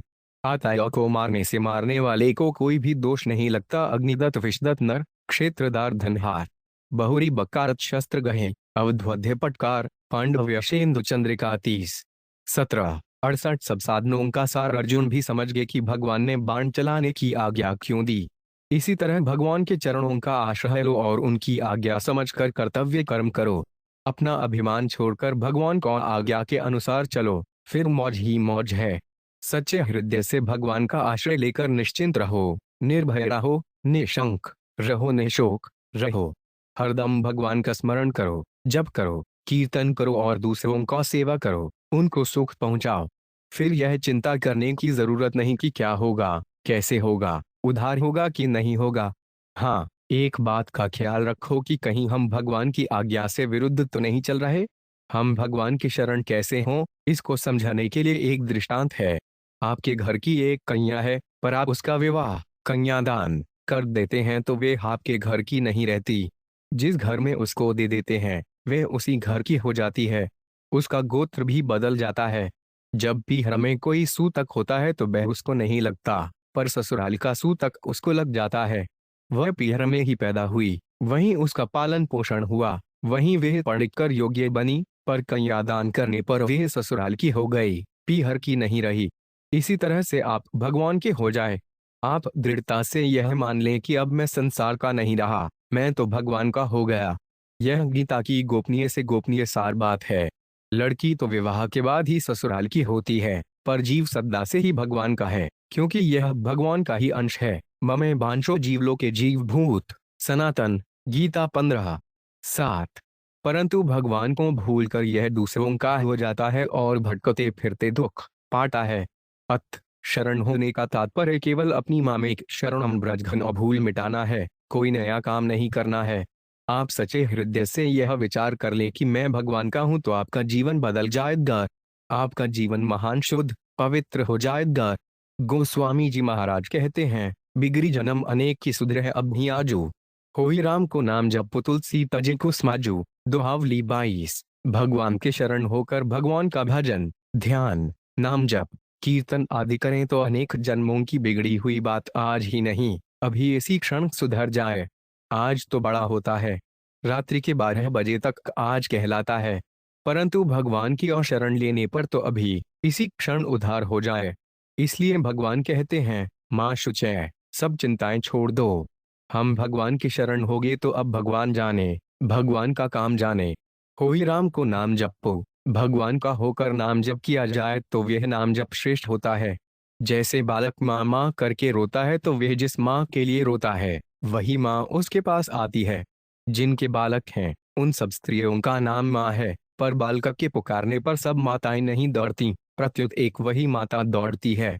कारण कि बालक केवल उसी को माँ कहता है, सबको माँ नहीं कहता। उस स्त्री के कपड़े भी बढ़िया नहीं है, गहने भी नहीं है, सुंदर शरीर भी नहीं है, पर बालक तो उसी को माँ कहकर पुकारता है और उसी की गोद में जाना चाहता है। इसी तरह भक्त जिनका होकर नाम जप करता है वही राम, कृष्ण, शिव, दुर्गा आदि आ जाते हैं। माँ तो अनेक स्त्रियां हो सकती हैं, पर भगवान अनेक नहीं है। भगवान तत्व से एक ही है। सब साधनों का सार जैसे बालक को जलान कराकर शुद्ध करना माँ की जिम्मेवारी है, बालक की नहीं, ऐसे ही शरणागत भक्त को शुद्ध करना भगवान की जिम्मेवारी है, भक्त की नहीं। शरण होने के बाद भक्त को कोई चिंता करने की जरूरत ही नहीं है। मीराबाई ने सार बात पकड़ ली थी, मेरे तो गिरधर गोपाल, दूसरों न कोई, इसलिए मीराबाई निश्चिंत, निर्भय, निशोक और निशंक हो गई थी। अर्थात उनके मन में न चिंता थी, न भय था, न शोक था, न शंका थी, प्रत्युत केवल प्रभु चरणों का आश्रय था। मीराबाई पर्दे में रहने वाली थीं। वे पर्दे में जन्मी, पर्दे में ब्याही गईं और पर्दे में ही रहीं। एक तो स्त्री जाति और दूसरे पर्दे में रहने वाली होते हुए भी वे अकेली वृंदावन चली गईं, द्वारका चली गईं। उनके भीतर कोई भय था ही नहीं। प्रत्यक्ष में कोई सहायता करने वाला नहीं होने पर भी उनके भीतर कितनी दृढ़ता थी।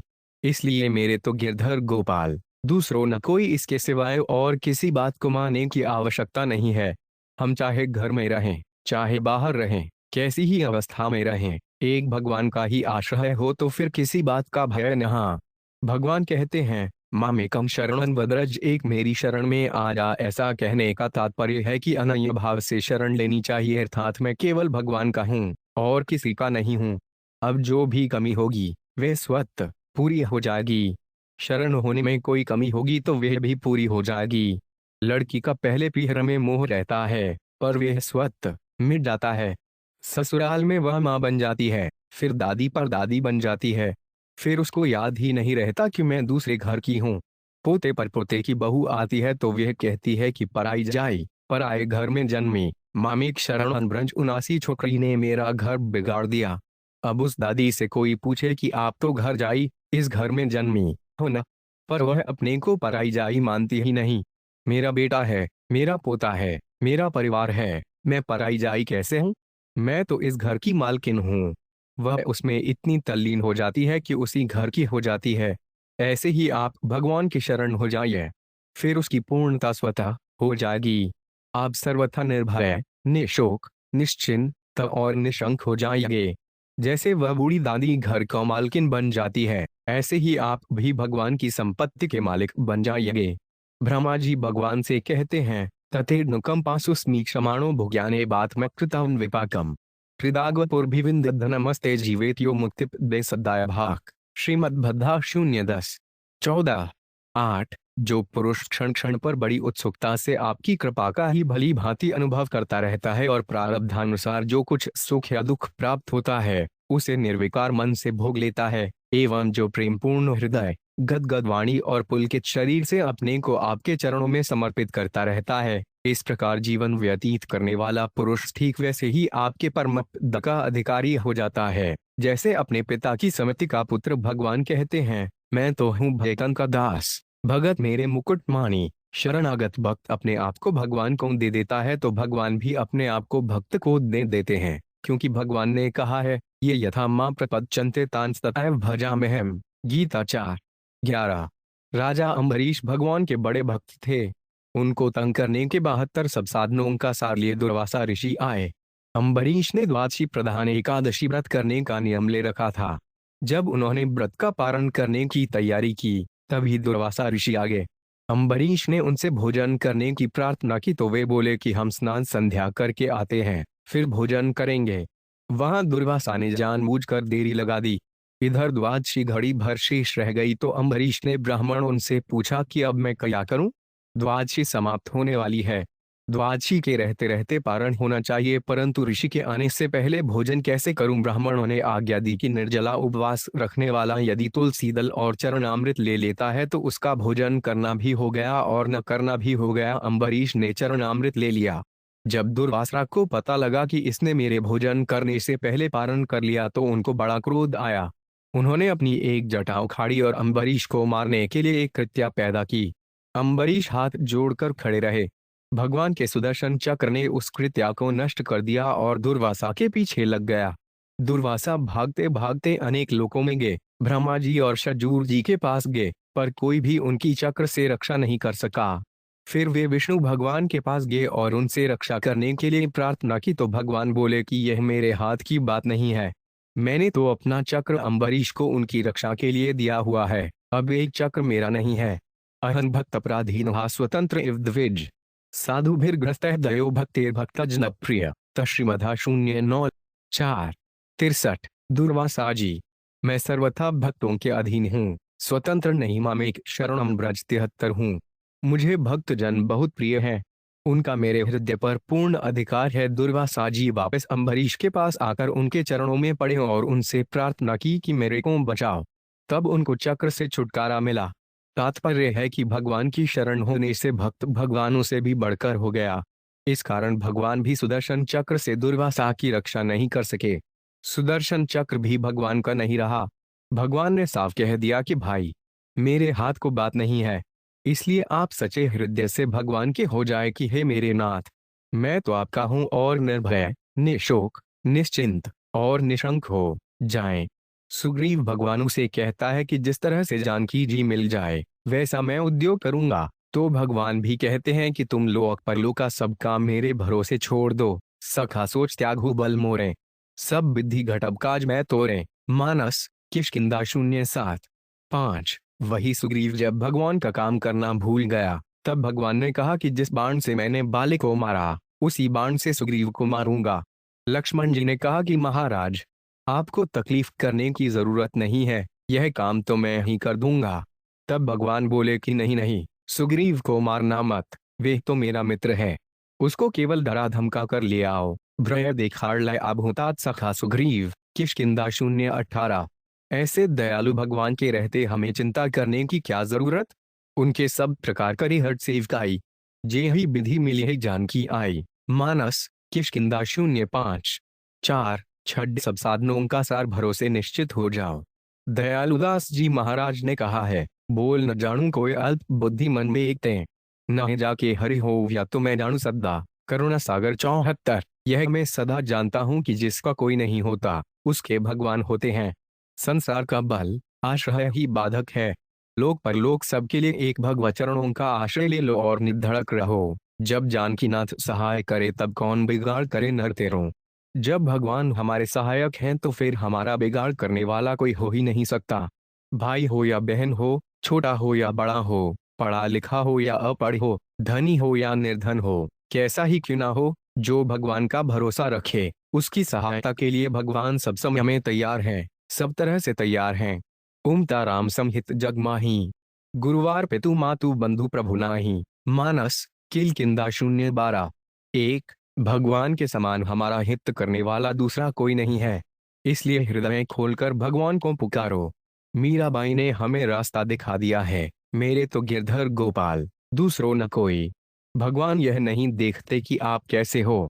वर्षा जब बरसती है तब यह नहीं देखती कि इस जगह कैसी है, अच्छी है या मंदी, कांटे वाले वृक्ष हैं या फल वाले। समुद्र में जल की कोई कमी नहीं है, पर वहां भी वर्षा बरस जाती है। ऐसे ही भगवान की कृपा सब पर बरस रही है, सभी उनकी कृपा के पात्र हैं, इसलिए किसी को भी निराश होने की जरूरत नहीं है। मामेक शरणम ब्रज 75। एक भरोसो एक बल एक आस विश्वास, एक राम घन स्थाम हित चातक तुलसीदास। दोहाबली 277। चातक केवल वर्षा जल के आश्रित रहता है। एक बार चातक ऊपर उड़ रहा था, एक बहेलिये ने उसको मार दिया तो वह नीचे गिर गया। नीचे गड्ढभाजी बह रही थी। चातक ने अपनी चोंच ऊपर उठा ली कि कहीं गड़ा जी का जल मुख में न चला जाए। बध्यो बधिक पर सत्तो पुण्य जल उलटी उठाई चोंच, तुलसी चातक प्रेम पट मरतहूं लगी न खोच। दोहावली 302। जैसे चातक को केवल वर्षा की बूंद का ही सहारा है, ऐसे हो केवल भगवान का सहारा होना चाहिए। जगह जगह भटकने से, दूसरों की गरज करने से क्या लाभ। एक भगवान का आश्रय ले लें तो फिर दूसरे के आश्रय की जरूरत ही नहीं। बालक माँ की गोद में बैठा होता है तो राजा को भी धमका देता है, जबकि माँ सर्वशक्तिमान नहीं होती। फिर भगवान तो सर्वशक्तिमान है, उनमें किसी भी चौज की, किसी भी तरह की कोई कमी नहीं है।